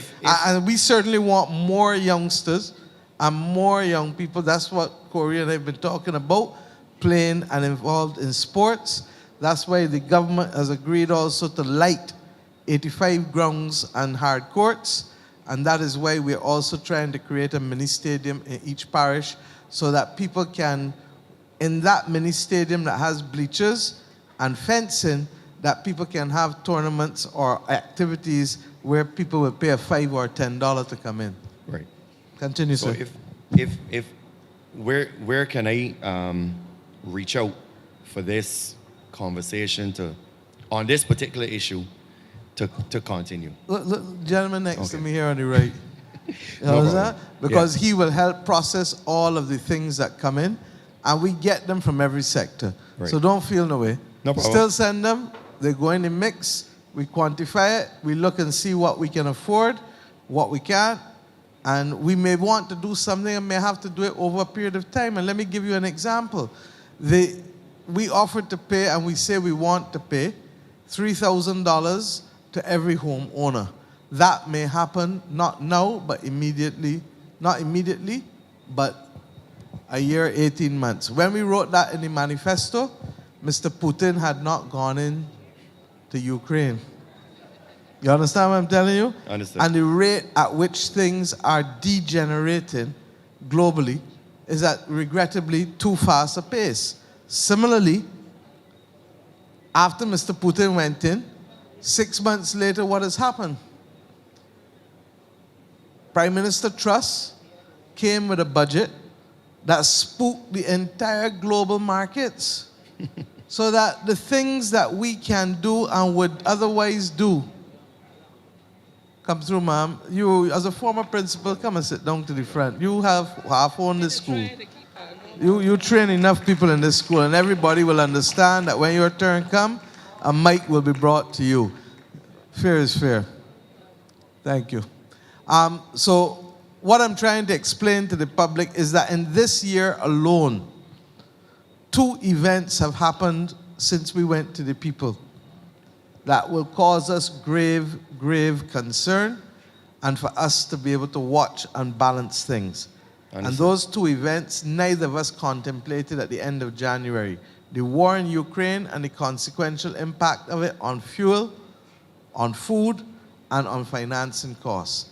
And then, of course, the actions by Prime Minister Truss, which then led to more jittery behavior it led to far more than more jittery behavior. It led to the entire administration that she had imploding to the point where you have a new Prime Minister of the United Kingdom sworn in yesterday. So bear with us. My heart is where your heart is, but I also have to have capacity, not heart. Okay? No problem.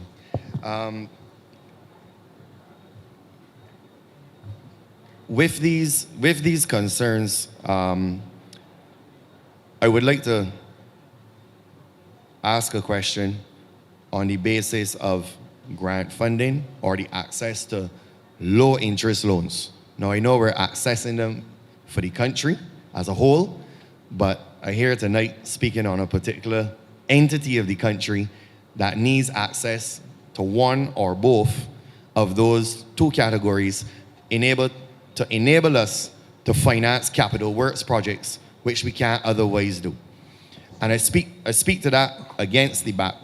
I think we're going to have to think outside the box. Mm-hmm. When last y'all put on a T10 tournament at night?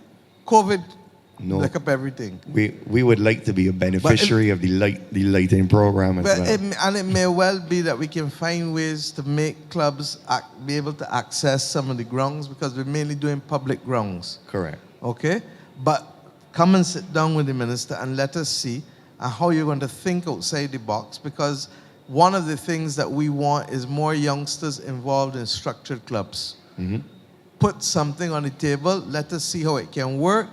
In that area in which Wanderers exist, you have how many districts? Darrells Road, you have St. Matthias, Hearts Gap, Britain's Hill. You understand what I'm saying? put something in a structured way that we can work with that is a win-win, and you never know what can happen. Okay? No problem. Okay. You say your name is Adam, right? Brown, yeah. So Adam was the first in many things. Now, this particular point is unique to Wonders, given that we're on the fringes of the Garrison Historic Site, a UNESCO World Heritage Site. And given our geographical location and our club's ancient history, going back 145 years, second oldest club in the Caribbean, is it possible that we can facilitate or tap into, and how do we go about it, with the BTMI, so that when those tours are happening around the corner, that we can benefit from that as well? And I think, look, put your head down, put your ideas down. As I just said, when last you had a T10 tournament at night, you understand? There are things that can be done in order to attract visitors. Barbados needs more product. So I'm sure that the BTMI and the other matters, Minister Strawn, more than happy to meet with you. In fact, I want to thank you for coming out, because there are not many people who would have come in this structured way and put formal things on the table, but they might have stand outside and say, man, the government will help me, man, the government ain't doing this, man, the government. So I want to tell you, come to the top of the class, and through Minister Strawn, make sure, I'm not sure that Minister Godinejul is here tonight, is he? And he is now, today was his first day as Minister of Tourism, but I'm sure that Minister Strawn can set up a meeting in the next few weeks with him for you with the BTMI. All right. Thanks. Power to you, Skipper. Thank you. Good night. Yes, ma'am. My name is Melville Leif, and I live in Silver Hill Land in Skene. I have an issue with a hedge that is next door to me, and it's on the road. It's having a problem with the... No problem. I got enough people to deal with individual problems. So you come, because it's to do with the hedge next to you, right? I have other So things go to too. the next one. We can deal with the hedge good. separately. Yeah, 'cause But it- individual issues, I got a row of people that can help with the individual Right. issues. The next one now is an abandoned house at the back, and a lot of bush and things growing in it. Parrots going in it is a fire hazard. That's all right. I And- got you. I take the abandoned house as a district problem. No Right, problem. and I need like the wall. They don't have a top, and the walls cracking. Luckily So, for you, your minister is the minister. Your MP is the minister. He spoke to me. He went and he see about things for me. He will know how to deal with these issues. Yeah, Luckily for you. He used to get that to me. He do things for me already. I must say, right? He know about the problem, but the problem is a fire So hazard. he do for you already. Yes. That's What? good. Mr. Prime Minister, the last problem, transport. We have a bus running near the Southern Circle. Use the mic. Use the mic. We have a bus running near the Southern Circle, right? And this is over about 6 weeks since it running. It is a bus that helps people coming from St. Patrick's. You come down all through Gall Hill, Silver Hill, all the way down, and all the elderly people. If people going to Sheraton, if you're going to Elcourt Clinic, people... So it's not functioning now? No, people that working Transport Board, is Ms. Holder here? people that working at the Ministry of Agriculture. Then you have some women working at Graham Hall. You ain't and got to they're- speak twice there. We got to find out what happening with it. Oh. Ms. Holder, Southern Circle, what's the position? Use the mic. Use the mic. Disappearing. Good night, everyone. The issue with the Southern Circle has been brought to our attention, and it will be reinstated. I will love that. I want to see a 7, 8, 9, 3, 4, and 5. You will not see all of those, but I am working on it. Thank you. So, You Mr. see how Prime things Minister, can get I can done? come now? I can- Come back here. Ms. Waith, you see how easy things can get done? Thank you. Oh, Suzanne, sorry, thank you very much, ma'am. Can somebody, Wilfred, carry a mic for Ms. King, please? Good night.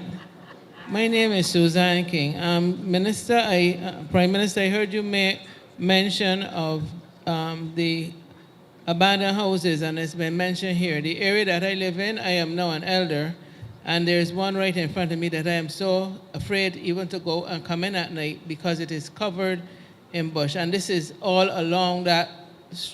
My representative knows we have seen it. Rough district? It's Elam Park. So, Thank you. No and problem. it is really bad in there and along that road. Not only the one in front of me. I've had some help Point from the taken. constituency office, but it is not their responsibility.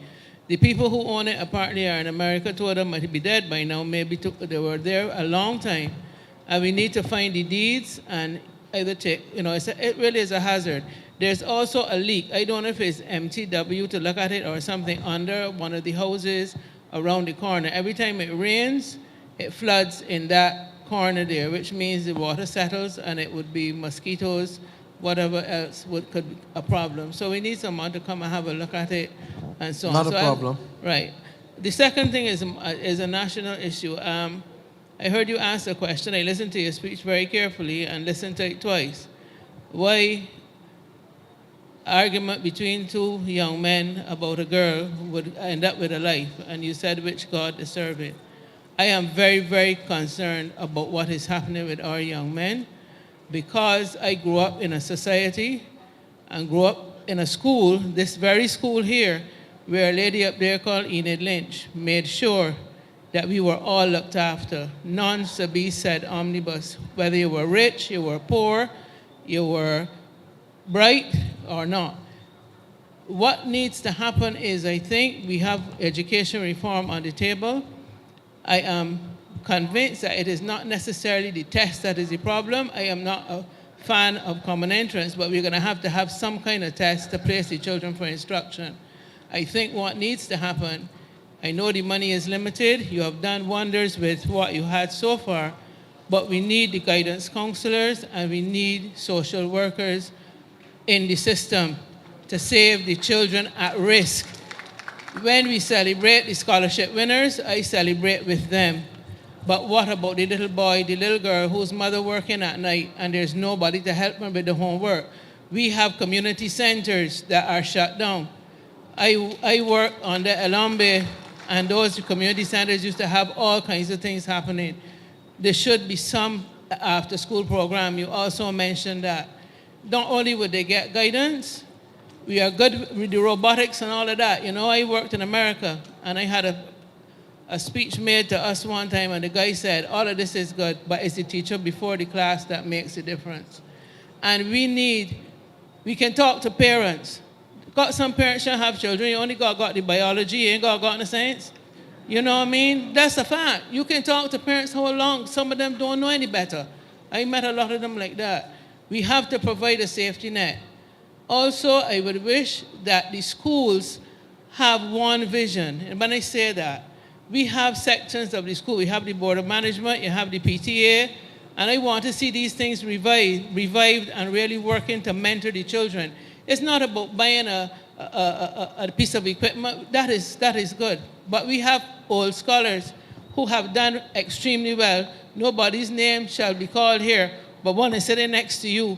We want some of them to come back and mentor the children. We want them to come back and spend an hour. She mentored 7,000. Yeah, I know she mentored 7,000. She mentored more than 7,000 before that. But I'm saying we have so many. They're reaching out to me to revive the Old Scholars Association, and I'm going to try to do that. But it makes sometimes more difference to spend 2 and 3 hours with a little child that don't have anybody to tell them it ain't right to curse, it ain't right to fight, rather than giving and that you love them. Yeah, and that you love them. That is what I found when I went to a school which I had to turn around. That it makes more difference. We need to make a synergy of all the stakeholders, and I would like them to come together. I'd like to invite Minister Griffith to speak because he can tell you about some of the things that they're working on in youth affairs. I'd like to ask Santi, in fairness, Kay is here as well, but I think that the social workers, Santi, you can update because I know that I did that while you were minister with the guidance counselor, so that things have been done. But finally, I'd like to ask the Minister of Information to have a program because there's need for more Barbadians to speak on television and radio and social media to Barbadians so that people understand the things that matter. We make assumptions about what people know and what people don't know. And parental education is critical in this country. When I was Minister of Education, I put money every year in Parados. Not because they asked, but because we needed to. And we need to use the social media and the traditional media in order to tell the things, and so that people hear it often enough and they say, oh shoot, you understand? And there's some people who will never say, I love you, because they feel I love you is a weakness. When in truth and in fact, as we heard, even the animals need I love you, far less human beings. So I really, really want to thank you for speaking out, but to encourage you that persons like yourselves and others who have helped build this society and others who are still building this society need to be able to speak out and to allow us to be able, because I feel that we can wrestle back down the problem. And I make the last point on this, as I say all the time, when you're dead, you're dead. They're not coming back. So that to begin with, the first thing we have to do is to get people to value life. Because if they value life, then they're not going there. Even if there's a quarrel, an argument, whatever, they're going to know not to go to that level where they risk. And that's why the definition of murder is not only having an intention to kill, but being reckless as to whether your actions lead to death or not. Not true, AG? Minister Griffith. Thank you, Prime Minister. Good night, everybody. Ma'am, I want to address some of the concerns that you raised and to let you know that the Ministry of Youth is indeed working on a number of the issues that you raised. For example, I spoke to Minister McConney, and we're looking to roll out a national program at primary school level called Moving On. This program will seek to provide those class 4 students immediately after the 11 plus, an opportunity to engage with professionals who will deliver life skills. So when they hit secondary school, they're in a better position to manage some of the challenges that will happen there. You mentioned mentorship. Next year, January, the ministry will be rolling out a national mentorship program, and I hope that we can use some of the persons that you will identify to come on board with those persons who will be involved in the process. We're also looking to put in place a national hotline, because we are aware that mental health is a major issue in relation to our youngsters. So we're providing an opportunity for them to call the ministry, and this will be paired with the mentorship program so that persons can provide a sounding board for those youngsters who are having difficulties. Recently, we would have instituted the block committee that is seeking to go on every single block across the island to reintegrate those youngsters who lime on the blocks across this country, to make sure that programs are in place. We're also involved in a program with the prison system where we're looking to reintegrate those youngsters who are in prison within our age cohort back into mainstream society by getting involved in a constructive, whatever program they want. But not only the program, but we are putting life skills as well in place to match or to make sure that those particular youngsters are involved in something that they can walk strong going forward. So before I go, I just want to address something that Adam would have mentioned as well. And I have been pushing self-help to the national federations, and he's talking about wonders. It is amazing. When I was in basketball, a single raffle can raise in excess of $40,000. So I'm suggesting that clubs similar to Wonders can engage in that. Prime Minister and the government is pushing the photovoltaic.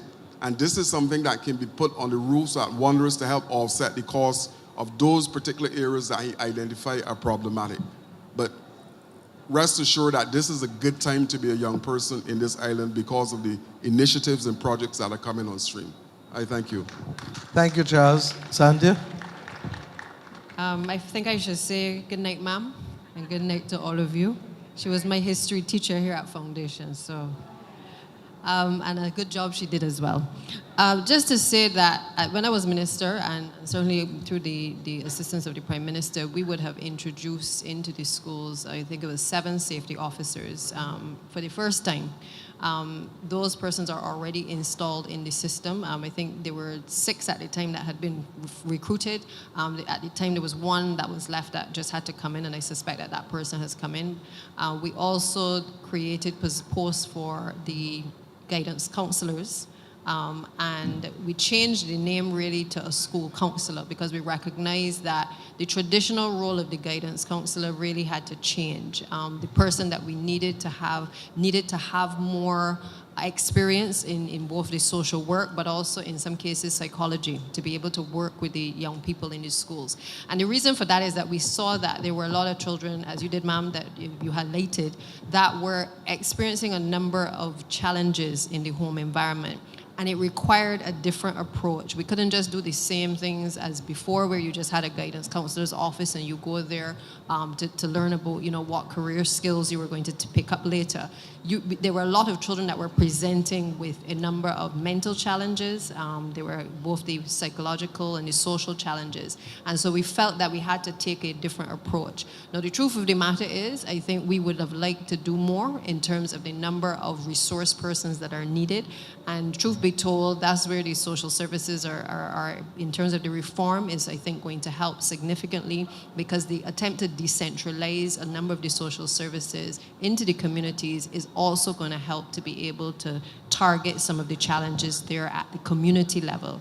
But we felt that there was a significant need to put them into our schools and to work with those social workers and psychologists directly with the students as well. Yes, I agree with that, but there are organizations that are voluntary, that don't cost anything, that there are people there. I was part of a committee that was setting up a program right here at Foundation that was going to be free. In other words, we were setting it up with the PTA, and it fell through the cracks. You see, you have to have a vision to understand. It has to be a team. The Prime Minister knows how teams work and how we can win with a team. But when you have some people who can't see beyond the nose, you have a problem. That is where I want you all to go and speak, because I think we need to encourage people to give back time. And Yes, Minister Humphrey is going to also speak to the country in a few weeks' time about how we work, because the most important statistic is if 1 out of every 5 is below the poverty line, then it means 4 out of every 5 is above the poverty line. And this country can do what it has to do by working together. So Santi would have told you about the first 7. One of the things we said is that, look, we're in the middle of a difficult financial situation. Start with these 7. We'll come again with the next 5, 6, 7. And we will keep going until we get all of the secondary schools covered, which is 21, as you know. So we're going to continue on that path and continue to do it. But as Charles said, there are some programs that we need in terms of mentorship.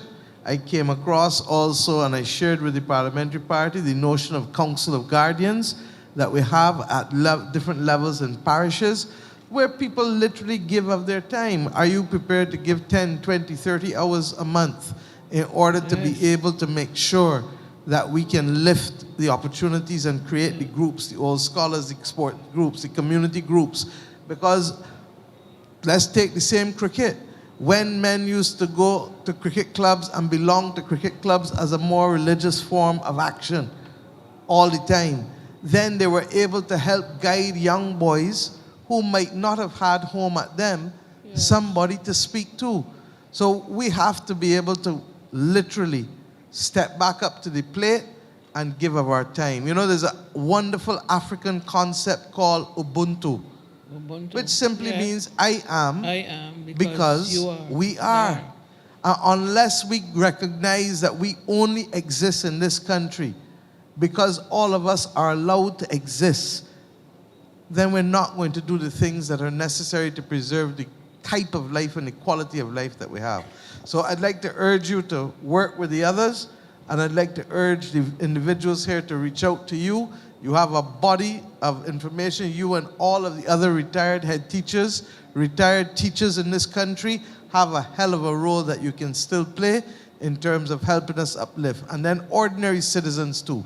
Ordinary retired school meal workers. Ordinary retired people who work as janitors in school. Because more often than not, the janitors and the school meal They look workers after were the- social workers in this country. They look after the And they're children, the they ones still that do. pick up the difference in behavior. That's They're right. the ones that can tell you, watch that child from early. Mm-hmm. They know exactly what, because more often than not, the child is more likely to be well behaved in the classroom with the teacher, but to be themselves outside when the janitor, the groundsman, or the school meals worker watching them. Okay?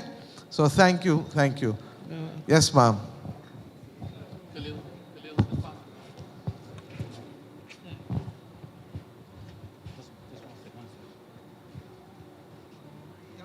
Another mic? Just pass up another mic. Somebody just go up and pass a mic to the lady.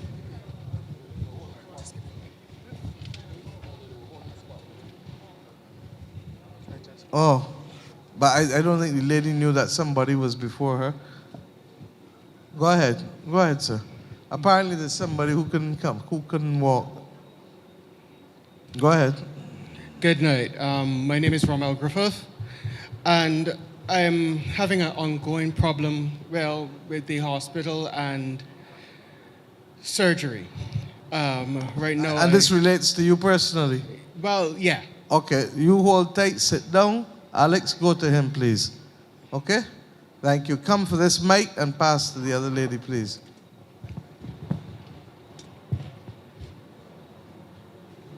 Yeah, that one is generally about transplant surgeries.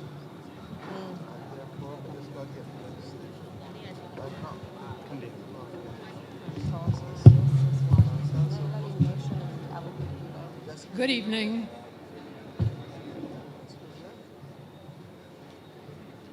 Good evening. I was just trying to make sure that somebody was speaking to the young man. Go ahead, ma'am. My name is Johanna Gamblin, and I am not here. Joanna Gamblin. Gamblin, sorry. And I am not here. I'd like to reassure Minister Ware to speak on behalf of the animals. I am not here to speak on behalf of the animals. On Saturday, the 15th of October, there was a leaking pipe at the bottom of my gap, which was dug up and fixed. I had Where's the district, sorry? Green Garden, Silver Sands. Green Garden, Silver Sands. I had no water that afternoon. Everyone else in the neighborhood got theirs back. When I looked in the hole, my connection had not been replaced. I called the BWA and someone came and reattached my connection, so I got water. The hole was not filled in that day. It was supposed to be done on Monday the 17th. On Friday the 21st of October, a large container truck came to collect a container on the land opposite to my house. The driver had difficulty getting the truck up the gap due to the hole, and in the process of so doing, a large chunk of asphalt fell into the hole and dislodged my connection. The hole filled with water. I called the BWA at 9:30 a.m. and 2:45 p.m. At 5:23 p.m., I got a call on my cell, presumably from one of the crew, who said he would visit, but he didn't. At 11:40 p.m., I called the BWIA, and the receptionist said he would report it again with the supervisor. On Saturday, the 22nd of October, I tried calling the BWIA at 434-4292 at least 4 times, and the answering machine said they were unable to take my call. I went 33 hours without service and only got it back at 6 p.m. on Saturday because one of the BWA guys, whose cell number was given to me by a neighbor and who was not on duty, called one of the trucks. My first question is, what is the contact number for reporting bursts on weekends, as the 434 number was not answered at all last Saturday?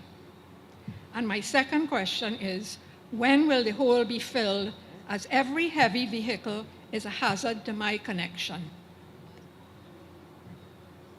Sorry, the last question was when will the what? The hole be filled. No problem. I think that the DPM has heard you, and the broader issue is not only Silver Sands. The broader issue is reinstatement. Reinstatement. It is too simple. DPM, you want to speak? Ma'am, as PM said, this is a problem that we're getting across the country. We meet every Friday with the various utilities, and BWA obviously falls under my ministry as well. So we meet with the Light and Power, we meet with everybody to try to address a number of these roads where there has been roadworks done. And as a consequence, obviously, we try to highlight it so that we can go back in to address it. It does help, yes, when the public communicates the issues to us so that the relevant parties can respond.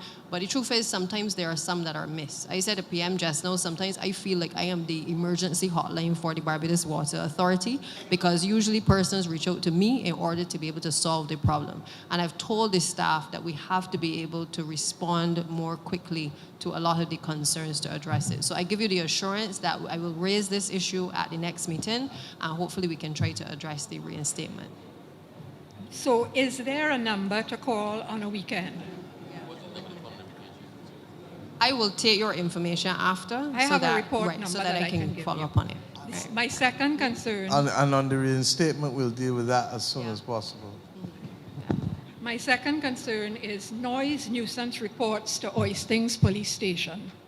When called, particularly on weekends, the usual answer is that the receptionist does not know whether a noise permit has been granted to the establishment in question.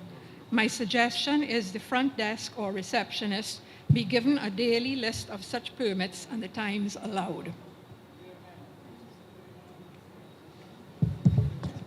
With respect to the AG? That's not unreasonable, Prime Minister. I'm sure that we can find a way of making that kind of information available publicly, not just in her area, but across the island. Thank you. Yes, ma'am. Good evening. Rosalind Carrington Watton. Prime Minister, first I wish to thank you for addressing the issue of the electrical situation with the housing units. And that's all I will say on that. Second is another housing issue in relation to the rent to own, turnover of the units, whatever you call it. What's the latest with that? Has it been discontinued? Is it still supposed to happen? Because I'm hearing that some persons have gotten conveyances and others have not. I'm not sure what the situation is. Yeah. If No, you could. in some instances there were difficulties because of the party wall and different things, correct, AG? And what we've said is that we will try to have a different legislative approach that I asked the Ministry of Housing to pursue. So once again, that's part and parcel of the backlog with respect to the legislative drafting. But basically we are going to have by law to create the perfect title that you actually get now with a registrar's conveyance.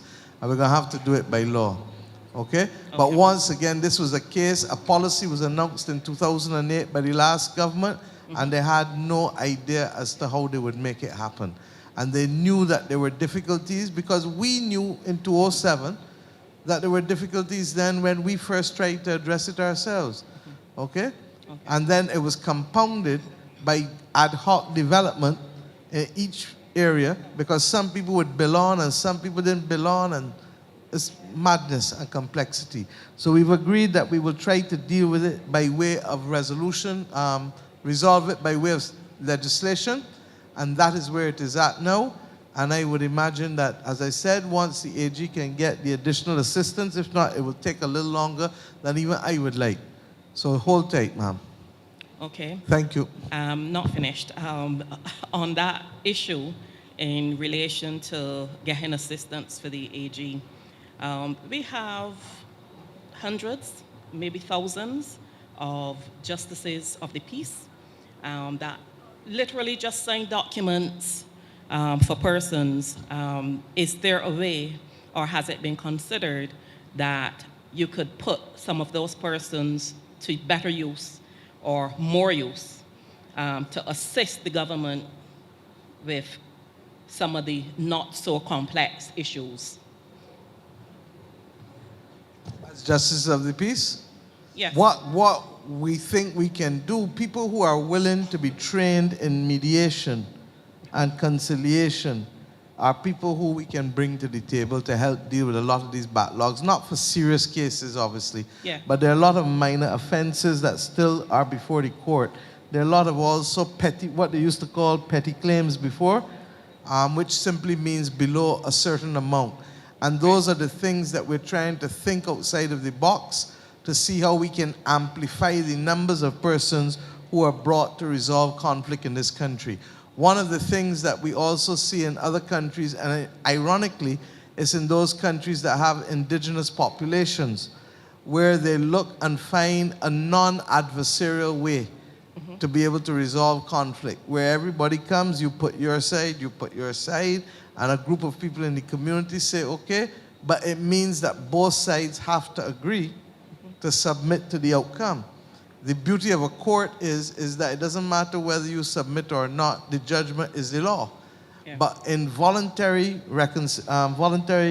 mediation and conciliation, both sides have to agree to a thing. So this is part of an evolving process. You know, when I say that this country lost a decade, I don't say so lightly, because a lot of the things that we should be doing and could be doing all like now, if at the end of the day, we left government in 2008, January. What was the GDP then when we left government? Not about near 9 billion? And I come back in government, and it was more or less at the same thing after 10, 12 years. Bottom line is, with COVID, it went back down. The governor of the central bank, speaking this week, isn't he? You will find out from him that at the end of this year, we inherited the government at 9 billion, and even with COVID, nominally, we're going to be up to 11 point something by the end of March. All I'm saying is that nothing happened. In fact, far from something happening, the country went so. And you must feel it in certain ways. We feel it with the young men and young girls, young boys and girls who left school and who, instead of getting a job, have sat down for 7 and 8 years. And all of a sudden, we want them to develop a culture of going to sleep and getting up early in the morning and getting ready for work. If you don't do that and you don't know it, it doesn't come to you like that. Similarly, a lot of the other things that we're talking about could not command attention, because if all the government was doing was paying debt and paying salaries, what else it got left back to do anything? Nothing. So I'm asking the country, look, we are climbing back up a hill. We're going faster than I thought in some instances. COVID came, but we're picking back up a speed again. Similarly, let's also be real. Barbadians have a view about public health that is perhaps stronger than anyone else in the region. We provided the region with the greatest number of public health specialists. But what does it mean? When other countries were prepared to dash away the protocols and dash away the mask and dash away testing at the airport, Beijing said what? No. And we listened and we draw breaks. But what does it mean? It means then that you're not earning back as quickly as others may earn. Now we're back there again, so it just means that we're going to run faster than anybody else now. Am I making sense? Yeah. That's who we are. And we have, therefore, to accommodate it and deal with it. So leave it with us, and let us see what we can do. But thank you for sharing again. Okay? All right, one other issue. I'm acting as proxy for one of my neighbors. The question has arisen with the ASH program, the cleanup crews, in terms of employment. They're unable to get job letters. They're still not being paid through the bank. They can't get credit anywhere because... Remember, the ASH program is not a permanent program. So you can't get a job letter for something that's not permanent. And the mere fact that it's called the ASH program and the ASH finished 14 months ago tells you what? And I addressed this in St. Philip. Okay. What we're doing is that we're trying to be thing to everyone. Up to today, William, up to today, we discussed it in terms of retraining people, because that's why we have Construction Gateway. Because Barbados may well face a situation by the middle of next year, if not sooner, where we don't have enough skilled labor. And the government has, in addition to helping them stay on for now, has said, come and get training. And we've been training people. Construction Gateway started how long ago? 4 months ago? 4 or 5 months ago. So I'm appealing to people. The senior minister brought certain things to my attention today. And I'm appealing to people. Some of them will go into housing construction, working for other people. Some of them will go into agriculture. Minister Ware has lots and training for those who want to go. Some will go into landscape. Some will go into the private sector because we have a number of construction projects started. Right here in Christchurch, Cafe Indigo, Hotel Indigo, I did the groundbreaking for. We have at least about 3 or 4 others starting within the next few months. So that the work is going to be there. And all we've been trying to do is to carry as many people because we understand what COVID did to the country. But we have also said from day one that this is not permanent because the government cannot afford to carry it as a permanent program, but we have opportunities for you that you can make a living and a trade from. Housing is a huge one. And the demand for housing is such that we're already seeing it multiply. And in fact, that's what I did the tour this morning on. Agriculture, huge again, because we want to do agro-processing and to be able to export. And the other things that I mentioned with you, the landscaping and then the genuine, not housing construction, but other construction. And then I've also indicated to Santia that she needs to hold back some, because remember I talked about buying additional equipment to do what? The tenantry roads, where people got to come out with 2 bags when the rain falling, with 2 pairs of shoes, sorry, 1 in a bag and 1 on the foot. And then in some instances, people stumping the toe because the road ain't even, etc. So we've said, look, we'll keep back some of them to work with the equipment, Mr. Tudor, and make sure that when the end of the year comes, we can do at least 200 of those tenantry roads as well. So work with us, we can get there, but it's not permanent. I ain't fooling you. I ain't coming to fool nobody. Thanks.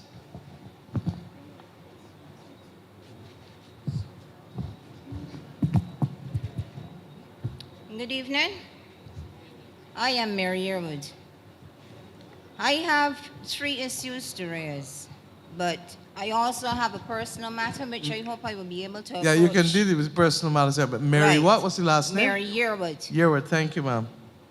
Now, Prime Minister, you, during the campaign trail, you constantly said to people, you cannot educate a nation and then treat people like fools, or something along that line. It pains me to see you here after we have all been educated. We have people in positions of authority educated, and yet every minute we have to come before you to try to help to get certain issues in this country solved. Now, there's a burning issue. That is so well said, and I put it on Saturday differently, that we have to set out to manage the daily things well so that we can go after and knock down the things that are huge that as a nation we must be doing to either build up or to wrestle down. But we got to manage the day-to-day things well, and that is what the government is supposed to do. So thank you. You're welcome, but it's either that or we will have to cut back on the budget for education and raise fools, because I don't understand what is going on. Now, having said that, I can start with the most burning issue. The court system. Now, I know you said that you have powers of separation or something like that, which Separation of powers. all right, good. So therefore, you can't touch certain things, but let me see if I can touch it without getting myself in trouble. You are going out there and you are trying to get a lot of business with Guyana, especially the Indo-Guyanese. They're coming here, they're renting houses. Some of them run into problems. They end up in court. Now, it is a crying shame that a simple matter of an eviction has to end up before the CCJ. Now, Mr. AG, you said that there was a situation where y'all had changed the Constitution and tried to correct certain things by stating that the judges should bring in decisions in 6 months' time. Right? And you also went on to go very lenient with the judges and said, well, you know, well, nobody ain't really gonna charge a judge for misconduct and that type of thing. But you know what? We have been educated and we are being treated like fools. It is time to crack down on inefficiency in the legal system.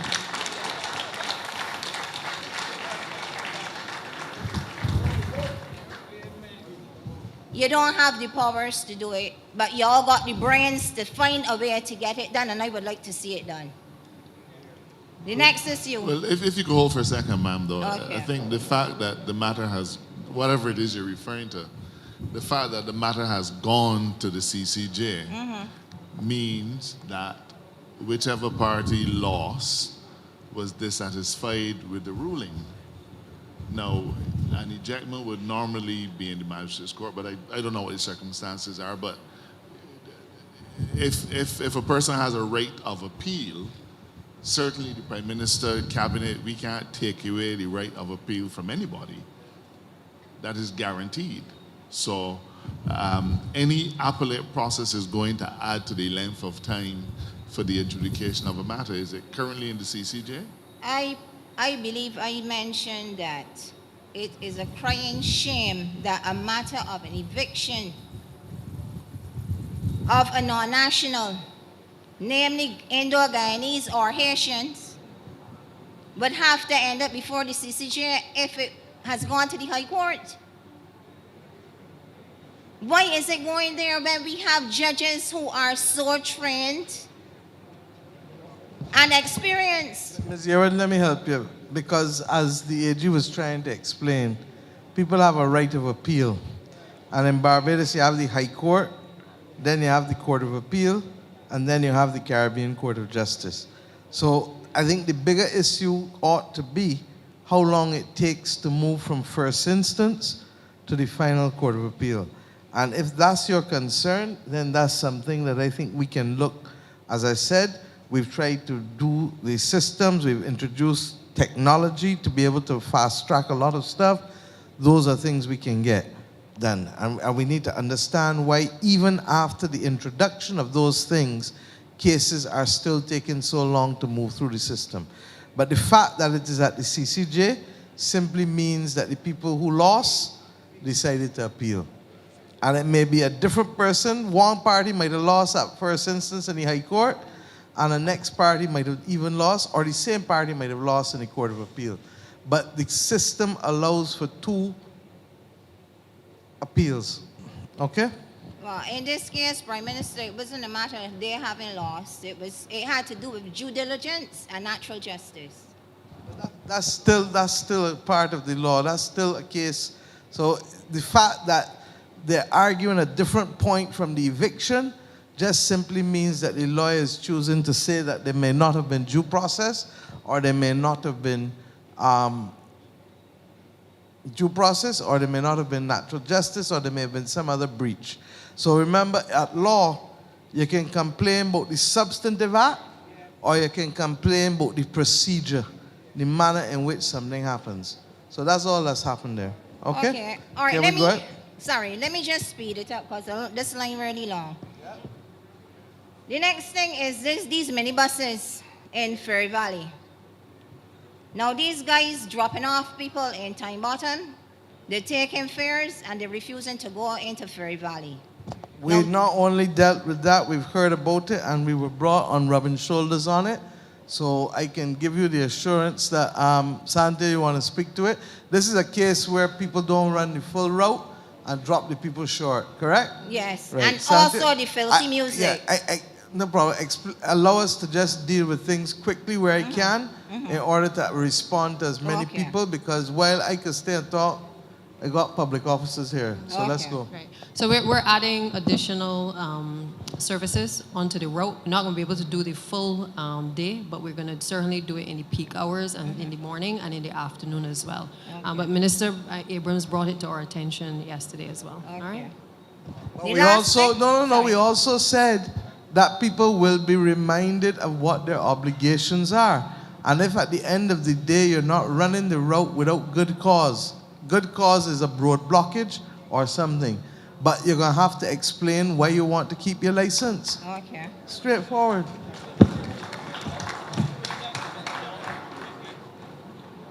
Now the final thing.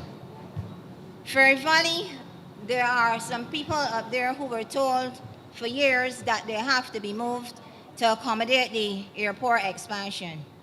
I just need a definitive statement from this government as to whether or not that is still going on or if that has been aborted.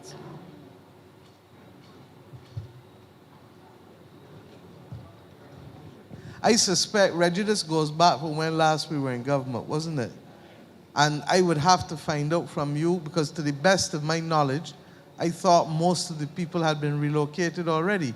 So the fact that you're still raising it, Dwight was in here, but I don't know where he's gone, but I'll ask him to report, and Roy, you'll get back to Ms. Yearwood.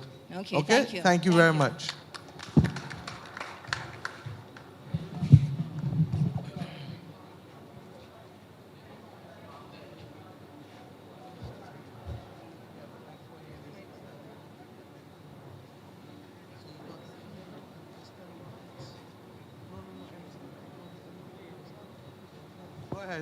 Hi, good evening. Name is James Cox. Two things, personal matter we'll deal with on the side, and then a general question where it pertains to the time it takes for the general public to conduct business with the government in the sense of things like subdivision of land for sale. I find that it's taking way too long. What's your name, sir? James Cox. James Cox. All right. I wonder if there's a delay within your ministry in particular. There's a delay in what? If there's a delay in your ministry or your department in particular. This is for subdivision of property for sale. No, in some instances, it's just simply the volume of stuff that's before us. Well, and also with subdivision, it has to go to who, William? It has to go to Public Works, it has to go to Agriculture, it has to go to Yes. Water Authority, it has to go to multiple departments. Yes, I understand that. So one of the reasons I've brought the senior minister in is to be able to help us fast track that. But secondly, we are also in the middle of a transition from the old department to the new board, which has been done, you want to speak, William, over the course of the last few months. And there was a backlog that was created as a result of the transition. And where are we with the backlog? Yes, so we had a significant backlog because when the legislation was changed, and it's no longer called the Town and Country Planning Department, it's now called Planning and Development. And that meant that a board was put in place. So that board takes care of a lot of the applications for subdivision, but first they have to get comments that have to come through, as the Prime Minister said, Water Authority, Environment, and so on. And they have done about, I would say, about 50% of the backlog.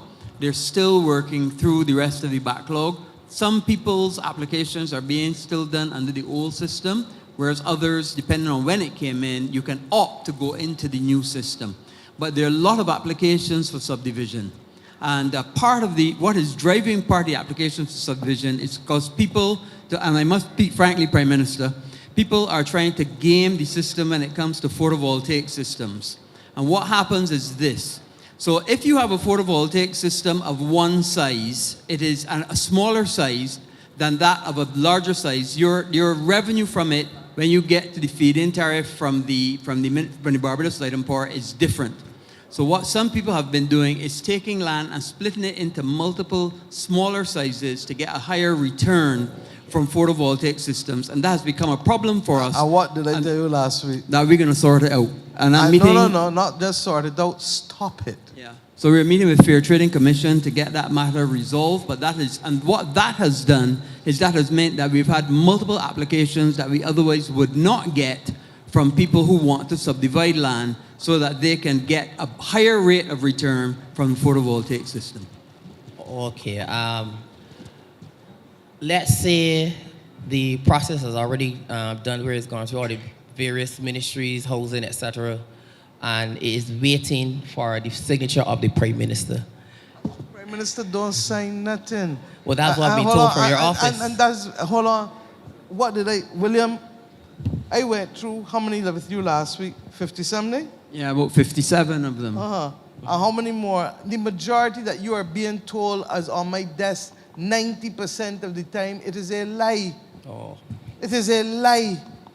And I'm tired of it. Ashanti, where is she? When things come and they're uploaded, I'm told then when they're uploaded, if I can't deal with them straight away, what happens? I then wait a couple of days and I still end up dealing with it. Please. Okay. Can I speak to you, the representative? You said if you have a personal issue? All right.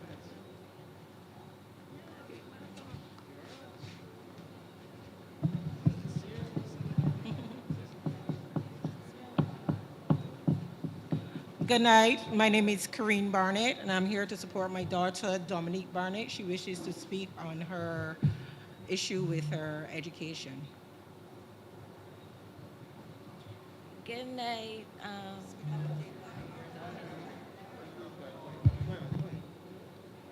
Good night. I am here on behalf of myself and the fellow student nurses of Barbados Community College. I am here on behalf of myself and the fellow students at the nursing students of Barbados Community College. We have been set to work a number of hours, 7 to 3, 1 to 9, and graveyard shifts. We have been promised a stipend to aid in our training times because we are not able to sustain ourselves. We cannot get jobs because of the long hours, the school. We go to work from 1 to 9, get off after 9 due to the lack of nurses. Then after that, we have to wake up and be at school the next day, get off from school at long hours, and then have to go right back to work. We have to get there, get back. The ones who do have jobs have been forced to sacrifice their job and clinical time. And if they sacrifice the clinical time, you're not able to complete the degree. Let me get it investigated. I can't tell you the facts, and the Minister of Health isn't here, nor the former minister. So suffice it to say, Roy, as we've done with every other one who has come, including the last ones we settled was the nutritionist, wasn't it? So, you understand? So we will deal with them as you come. So speak to Mr. Morris, and he will speak to the Ministry of Health to get back to you all. Okay? Thank you. As her parent, her single parent. I understand, ma'am, but look at the line behind you. I'm with her. Hold on, look at the line. If we're dealing with the same issue and not being offensive, but if we take longer with you, it means that we're gonna have to cut some at the back. Straight talk. Because I've got public officers here who need to go as well. So if it's the same issue, I hear you, you know. That's why they come to Roy. It is not the same issue. Okay, It's fine. related to the issue, but it is not the No, but same if it's issue. related to the issue, I'm begging you to allow others to speak. That's all I'm saying. Right. I can solve it, you know. Okay. All right, so come forward and we can deal with it. That's I don't want you not to come forward. Thank but you. just saying thank you. Next person. Hi, good night. My name is Ross Chase. Two quick questions. First, I was wondering, given the latest release of the BERT program. Sorry, just to also tell you that the stipend was approved by the Ministry of Finance, Ryan Strong was telling me. So it therefore, hold on, the Ministry of Finance approved it. As to why you haven't gotten it yet, we need to find out. That's why I'm saying just check it out, okay? Go ahead, sir. What's your name? Ross Chase. Okay. So I have a long working history and career. Spent the last 11 years working in power as a power chemist at Barbados Island Power. But recently decided I wanted to transfer into data analytics. Actually took up some of the courses offered through the NTI Coursera to aid in the transition. So the question is about, well, I read the recent release about the BERT program, the second one, where you had stated that you're planning on implementing a data analytics.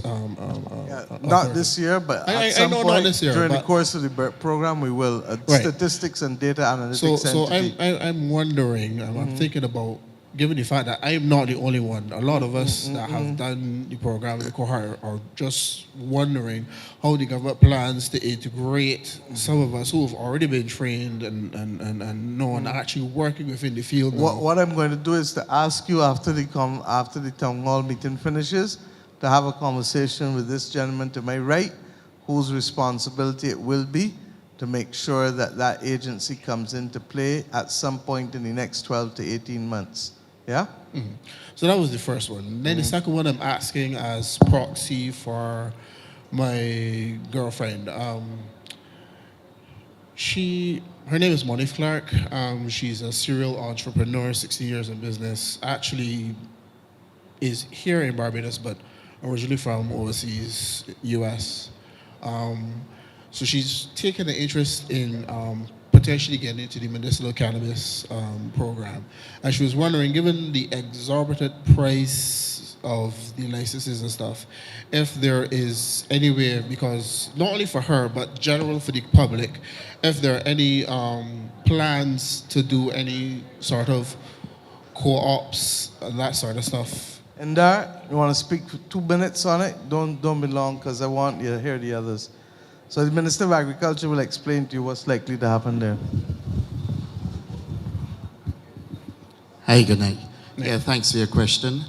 In actual fact, we are creating what is called ecosystems for people who cannot afford licenses, so that we put people to work in groups or in co-ops. And what the government would do is provide them with the opportunity to do cultivation or processing. We're seeking to create systems where people who came out of the FEED program can transition into cultivation, and then those people who form co-ops can also be a part of the ecosystem that we're creating for people to be able to do cultivation to feed into a processing system. Okay. Thank you. Yep. Take care. Yes, ma'am.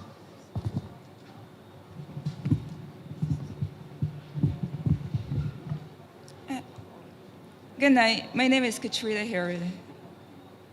Hi. Sorry? Yeah. Question about the incinerators at the hospital and the environmental impact. Katrina Herod. The question relates to what, sorry? The incinerators at your hospital and the Incinerators. environmental impact. What's the question? If you did surveys around like the community and how is it impacting the people that's there? I wish I could tell you, but I can't. But we can find out for you. All right. The next question, all right, is a personal issue, but I just asked a general question. Who is in charge of a child that is a ward of the state? The state. Yes, please. The state. Well, the child care board is supposed to be involved in it, like checking upon your child and everything. Depends on where they are, but I feel that you need to come and have this conversation quietly. All right, thank you. Thank you, love. Shanta? Yes, ma'am. Hi, good night. I live at 11F Wharton in Christchurch. My name is Rosalind Jones. Rosalind? Jones. Jones. Yeah, I have a fear that I'm living in. About 2 months ago, me and my two daughters were sitting in the living room. All of a sudden, the house went dark. I look out, I see everybody had electricity sent to me. It's the same thing I talked about earlier. Yeah, but I can go further than that. I said, if someone let a plane a prank on me. Anyhow, I called Light and Power. They gave me some tips to run through. But I don't deal with electricity, I'm afraid. I call a junior electrician in my neighborhood. He come and he do the same tips, electricity and restore. We decided we're going to try a senior one. He came and he did the same thing. The last thing they did is to check the meter box. When they checked the meter box, a wire was burned out. And I'm living in fear because they do like a mixture something. I don't know how long it's going to last. And Christmas is around the corner, and this should be pulling a lot of current. Fair enough. As I said, I dealt with this on Monday, and I will treat to this as a matter of urgency. Yeah. Come, and we will make sure that your particular instance is inspected urgently. Another issue. Because I made the point, there's a public safety issue. Okay? Okay, there's another issue. When my house was rewiring, I had a 65-inch television on the wall. It had to be taken down to complete the rewiring.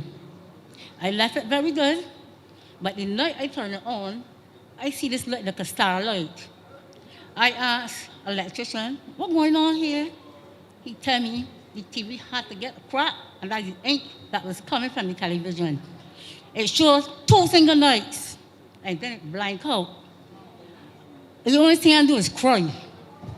If something happened then, put in the claim once you can prove I it. call the... You made a report. I make a report to At the National time? Housing, to Good. the person in charge of the wiring. He tell me there's nothing he can do because the electrician haven't touched nothing in my house. So that's meaning...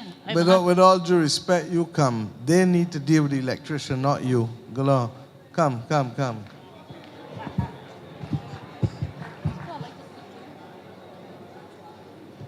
My Prime Yes, Minister, sir.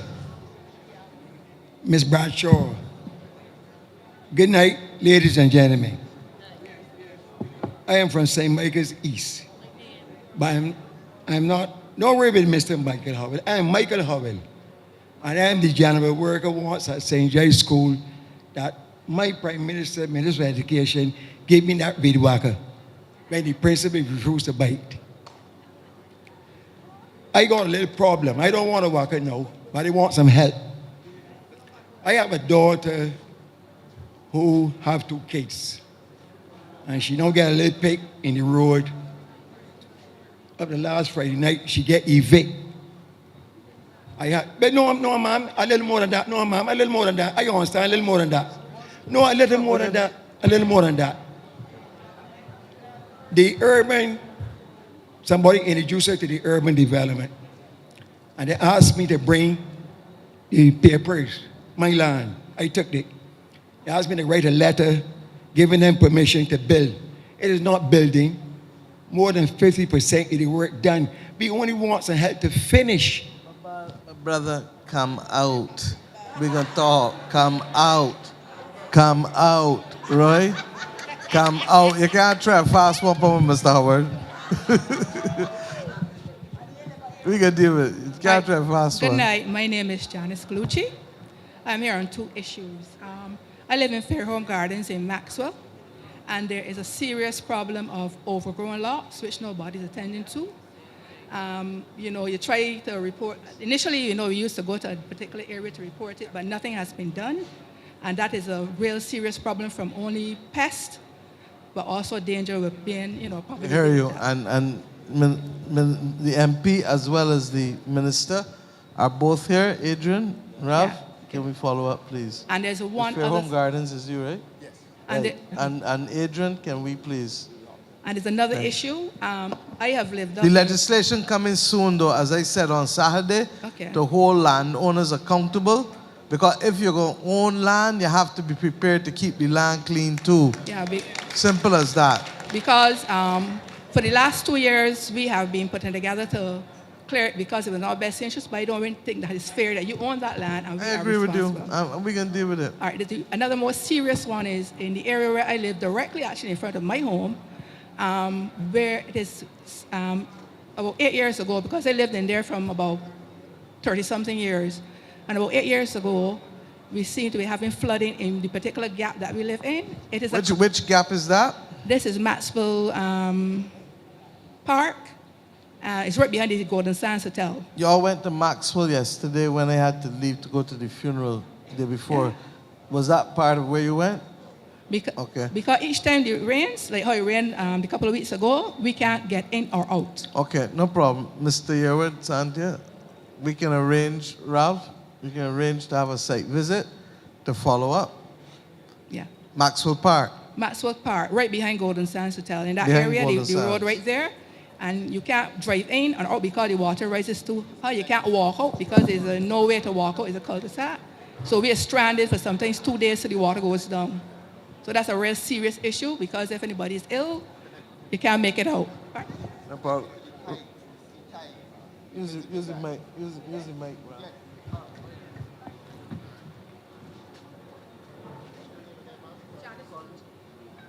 Scallucci. Look, we visited that about 3-4 years ago, and we were told there's some relationship between the tides, the ocean tides, and the flooding that you get there. It's a very difficult problem, but we visited that with the MTW officials about 3-4 years ago. No, use the mic, use the mic. I know exactly the area you're talking It's about. amazing you say that because as I said, I lived there for about almost 30-something years. Yes. And prior to 8 years ago, we didn't have that problem. There were always tides, as far as I'm aware. So there has to be some particular problem. I think it's the drainage. I think when some persons were constructing the area, that they allowed the water to wash into the drains, and I think they got blocks in the down in there. I hope it is the drainage because that can be fixed easily. Yeah, because that's But what some I'm time saying. ago, we visited with Mr. Daisley and another engineer. We were told it had some relationship to No, the I tides. can tell you, I lived there. When I lived there, I was about the fourth person who built up Ms. there. Scallucci, if it's the drains, we are very happy to hear that. It will be fixed. Thank you so much. But also, DPM will go with the MP and Mr. Yearwood. And as I said, we've been going around looking at a number of areas. So rest assured, we'll look at it. Okay, thank you so Okay, much. Thank you. Thank you, Ms. Scallucci.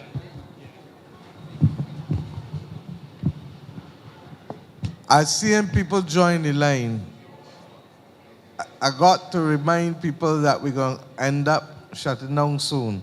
So let us be clear that we may not be able to get to everybody if people join in the line. I am fooling you. I am fooling you. Yes, ma'am. Hi. Because we've been going evening. 3 hours now almost. Good evening, Prime Minister and the panel. My name is Lisa Samantha Ruck. Prime Minister, I have watched you. I have lived outside of Barbados for 11 years now. And I have watched you implement initiatives and strategies to bring this country forward and develop. Last year and this year, and recently in your speech, you gave a call to action for returning nationals, for educated Barbadians to come back home and contribute to this country. I was educated here in Barbados. I did CXC, I went to UE, and I became an educator, and I fell in love with it. And then I went overseas and studied and stayed. I listened to your call to action to come back home. I have reached the heights of an English professor in Italy. I'm an instructional designer. I'm a curriculum developer. I have come home a year, and I have been unable to find employment. I would like to ask the same policies that have been put in place for... There's other stuff out there that's about to happen. So that's why I'm saying come and have It's the not a personal conversation. issue. It's, I would say, many people, young people my age, that want to come home and contribute to this country. An entire program was put in place for welcome stampers, foreigners, to come home, to come to Barbados and settle and establish lives here. I would not have been able to do so if not for my mother's house. I would have been on the street by now. I have come home, and many other people my age as Barbadians have come home, and we would like a program put in place for us to come and contribute our expertise and knowledge to our country. I am tired of teaching in rich countries. I have taught rich countries for years. Perhaps what I'm saying to you, that's why you see me look around to ask where Minister Simmons is, because this is his first day as Minister of Foreign Affairs, Foreign Trade, and Diasporic Affairs. We have had a facilitation unit for returning nationals for Reggie, how long? 25 years? But perhaps what needs to be done, and I'm hearing you loud and clear, is that it needs to be also expanded to include a provision for those who are younger, who are not coming home To just retire. to retire, I'm not but who are coming. retiring. That's the point I'm making. So I've heard you loud and clear, my dear, and what I'm saying to you is that we will speak to the minister tomorrow morning in his cabinet, and we will say to him that he may have as one of his first duties to look to see how he can redirect and refocus.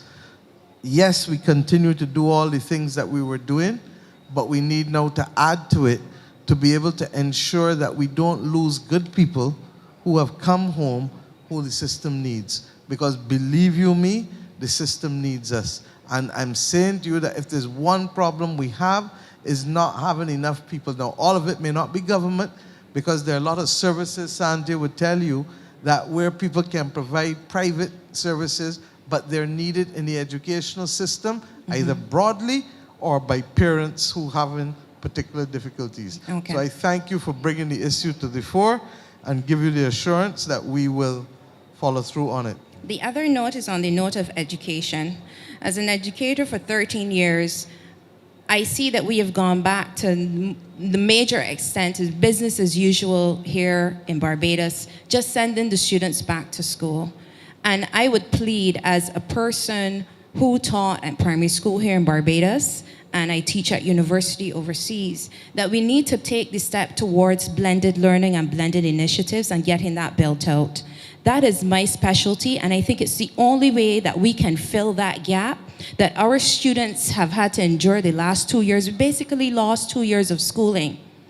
And in any way I can, I would love to be involved in that process, because I believe that we need that in our educational system for real transformational change. And you spoke about this at Coursera this year. No problem. You give me a short paper on it, and I will ensure that the Ministry of Education, in the context of the education reform, will also meet with you. Thank you. That's fair? Yes. I look forward to receiving it. Thank you. Thank you. The last note is on mental health. I know we speak about this in Barbados. We're more open to talking about it. And I don't know if you guys remember, back in the day, they had the Samaritans. And if someone was in distress and they needed that last glimmer of hope to talk to somebody, they could have 4299999. I have been home for a year struggling and reaching some very deep and dark points. And I can tell you that there's no help for people here in the immediate to get the assistance. Last week, I reached a very deep and dark point, and I could not. And we've all had those moments. COVID has been hard, and we've lost a lot. And I called 911. You know what they told me? That I need to get to the psychiatric hospital or the QEH. Help me to understand. So I'm supposed to gather my suicidal self together and get the presence of mind to find myself down at the QEH. My dear, help me to understand. I have heard you, and I've also asked the Ministry of Health from the time COVID came in, but in particular this year, to put a framework in place for the review of mental health. I don't think we understand what the last decade did. To begin with, we were on a trajectory that was too slow. That's the truth. As a small island developing state, because you got difficult issues to contend with and to juggle. But when you add COVID to that, and when you add then the fact that for a decade our economy did not grow, for a decade, we could not invest in institutions. For a decade, we didn't invest in institutions. Do you understand? Do you understand the point from which we are still trying to come? Yes. So I thank you. And that's why these meetings are important. Because I don't need to be the one hearing it. Everybody else needs to be hearing it. Because when they hear it, we begin to understand how we as a society. Give me a chance back there, please. Brethren, give us a chance back there. Once others in the society are hearing it, and are hearing it sufficiently, they begin to understand, you know something? Mental wellness is something that this country, all of us got to deal with. We heard earlier with the animals, it's something that all of us got to deal with. We hear different with the blocking up of drains and all of the things. Ms. Colucci, if you believe, as might be the case, as Ralph said, that in the construction of houses, things may have gone down the drain and literally blocked the drain from being able to be free. Why? We go to a lot of these private housing developments. It's only in the last few years that town planning, last decade, 15 years, that town planning has got ignorant with people with private developments. But half the developments in St. Philip in the 1960s, 70s, 80s, 90s, Mr. Yearwood nodding his head, did not comply with anything called drainage. People sell the lots, build houses, and go along about the business with the profits. And the government now left to clean up all of the damage, and the people privatize the profits and socialize the losses. So I thank you for raising it, because I know that the subjects that you're raising are not easy subjects to be raised, and I'm conscious of it.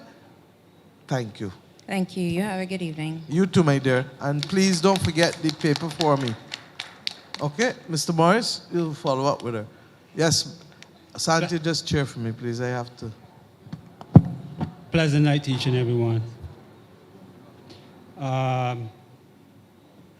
Member of Parliament Strong. How are you doing, sir?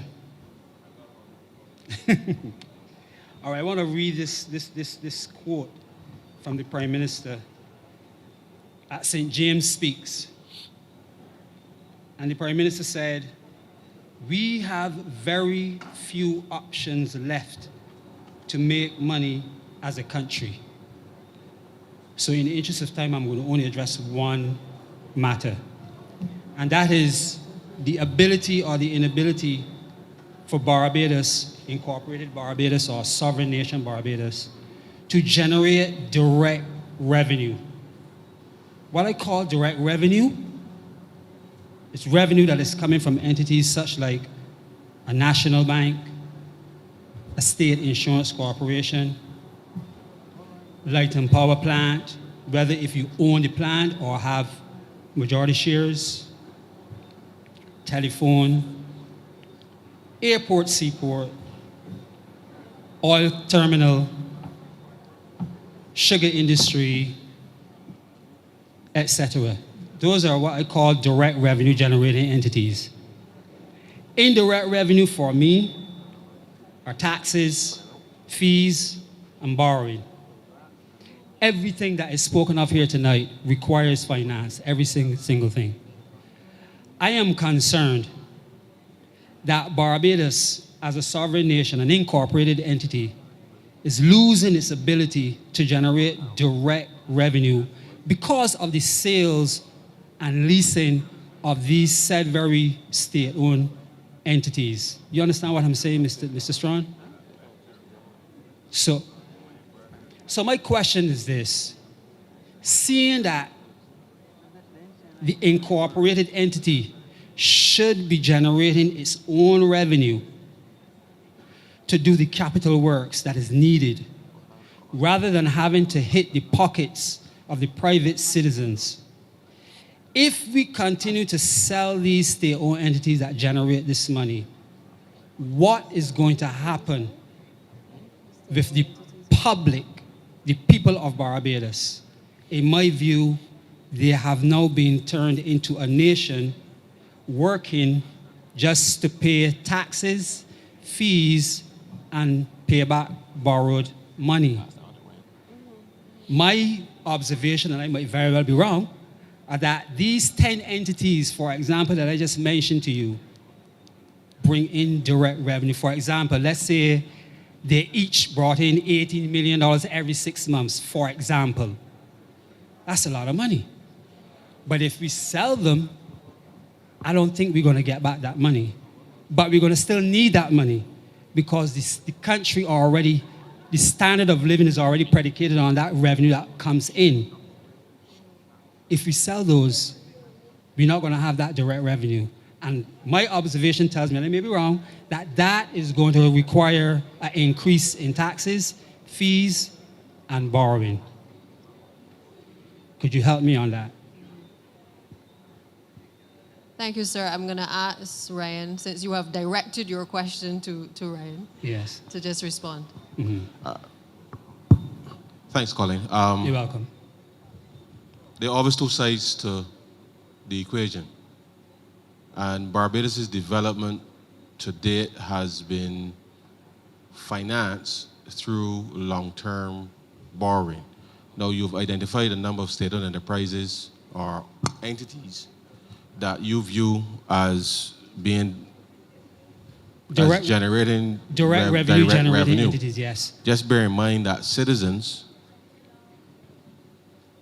through taxation, have had to finance the operations of said entities over time, and the extent to which the government and successive governments have determined that some entities, depending on the stage of development, can best be managed or financed directly by the public owning said entities.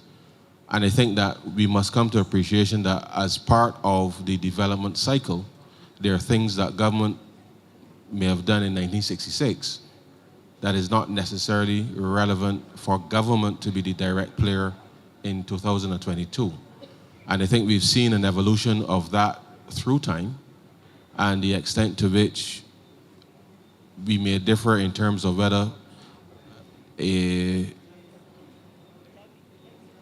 government needs to own a bank or own an insurance entity, as opposed to allowing ordinary citizens to be enfranchised with respect to those specific entities in order to generate wealth in the country.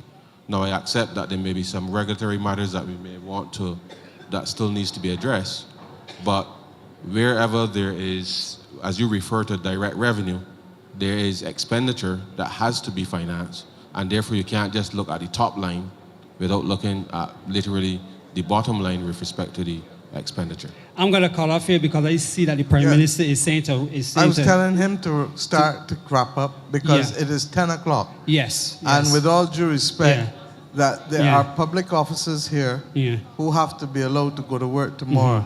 So it means that the majority of you on the line will not get to speak. Yeah. We'll take two more people and then we'll cut off.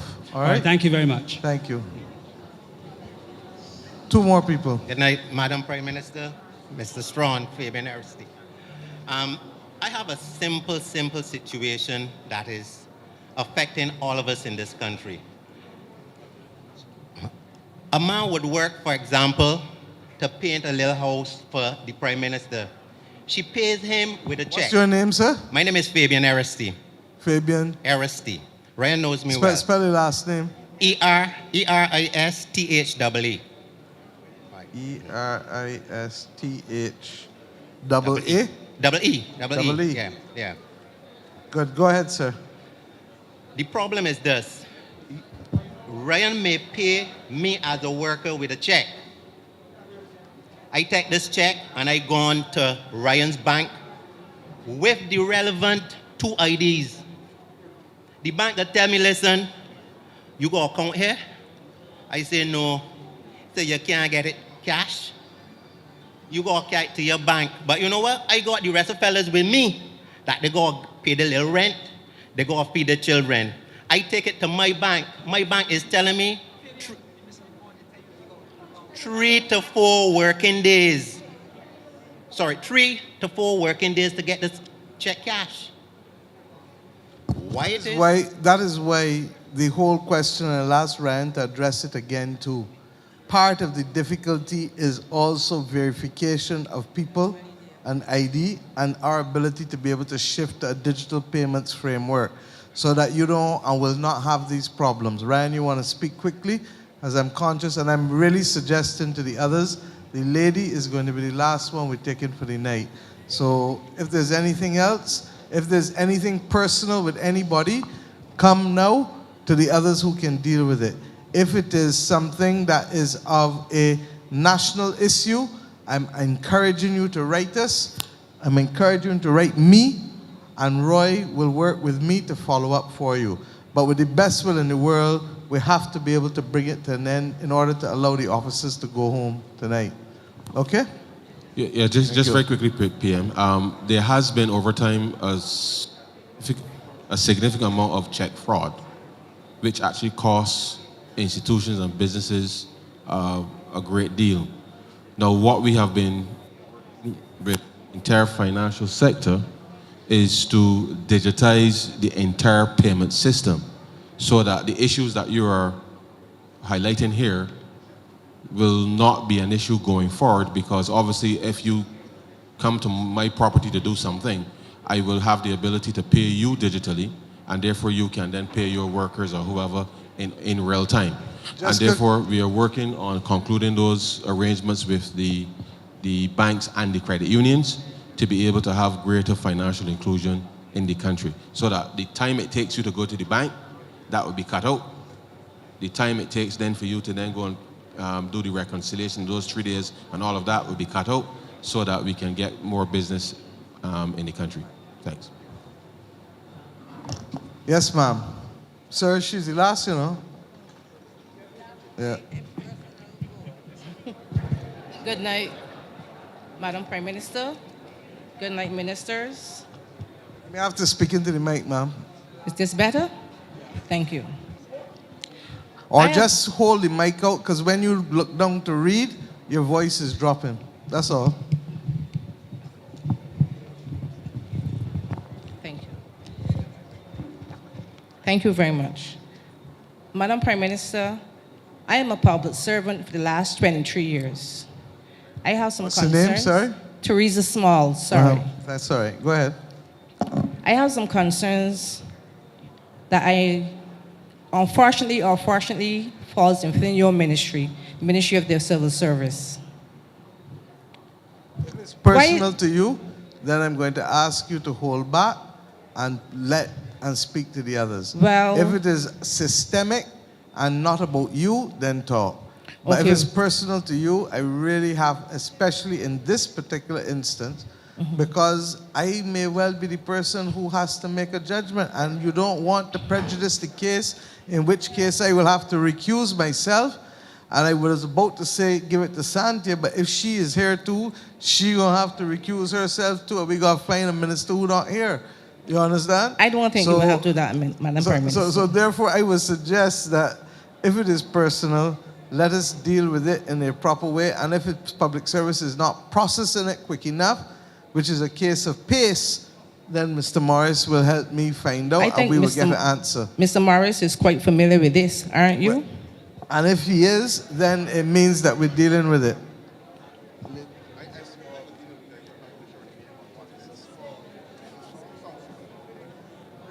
You come and speak to him. Okay, thank you. Because the fact that he hasn't dealt with it as quickly as you would like, then the thing. Gentlemen, come up, Star. You come. Fair is fair. Thank you. What's the name? Don Cresson Moore. Thank you. Yeah, so I'll just try to make this quick. So first question would be, can a bank... Don what? Don Cresson Moore. Spell the middle name. No, his first name, D-O-N, right. K-R-I-S-O-N. K-R-I-S-O-N. N? Yeah. Hyphen? Moore. No hyphen. Cresson Last name is Moore Moore. is one word. Don Cresson, yes. Okay, got you. Sorry about that. No worries. Thanks. So can a bank hold the deeds for one property and demand payment for a fee, real or imagined, for another property before they release your deeds? Is that Depends legal on or what you illegal? agreed to, but AG, depends on what you agreed to with the bank. So if, oh, hold on, AG. PM may know this gentleman's name very well. He sends me emails every week. Well, we weren't supposed to make it personal, so I didn't mention No. anything. So yet, what I'm so. saying is that based on the matters that you've raised with me, it might not be advisable to raise those matters here. Okay. So second question then, as we're not going to deal with that. Is there a law, legislation, an act, or regulation that prohibits a citizen of Barbados to speak in court, whether they represent themselves or are represented by counsel? Can't tell you that there's a law, but the person who's in charge of the court is who? The judge. Which must follow the law, right? And if the judge breaches the law, remember what I told women's here, what is? That there are two what? Two appellate courts. So if a judge wrongfully shuts you down when you have right to due process and natural justice, where do you go next? Upstairs. Okay.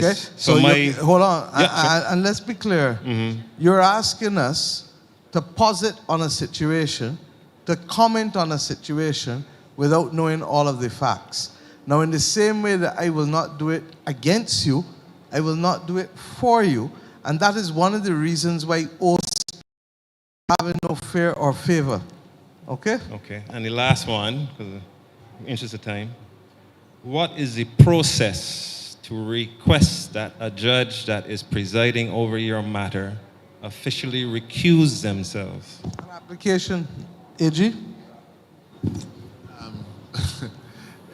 Where an interested party has a feeling or view that a judge has a conflict of interest, he should apply to that judge and ask that the judge recuse him or herself if he or she is not satisfied with that decision. Because it is a decision, he is able to appeal to the higher court.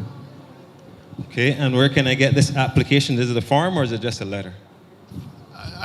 I think that it is always better if you seek specific legal advice in relation to your specific matter. As long as it's a competent lawyer, correct? We have about 1,500 of those in Barbados. Well, Mr. Chris Amore, it sounds to me, in all fairness, that you have a difficulty that you need to be able to go and get legal advice on, proper legal advice. And if a lawyer has not given you that, then there are ways to be able to deal with it, aren't there, AG? And if they have acted in a way that is improper, there are also ways to deal with that too. Okay? So I say no more at this stage, but the point is the system does allow for it, because the system does not believe that everybody who gives legal or medical advice or engineering advice is in fact doing the right thing. All right? I want to thank everybody for coming out tonight. No, we're done. We'll talk after. I want to thank everyone for coming out tonight. Ms. Waith, give me a chance. So that what we're trying to do is to make sure that wherever possible, we can follow up.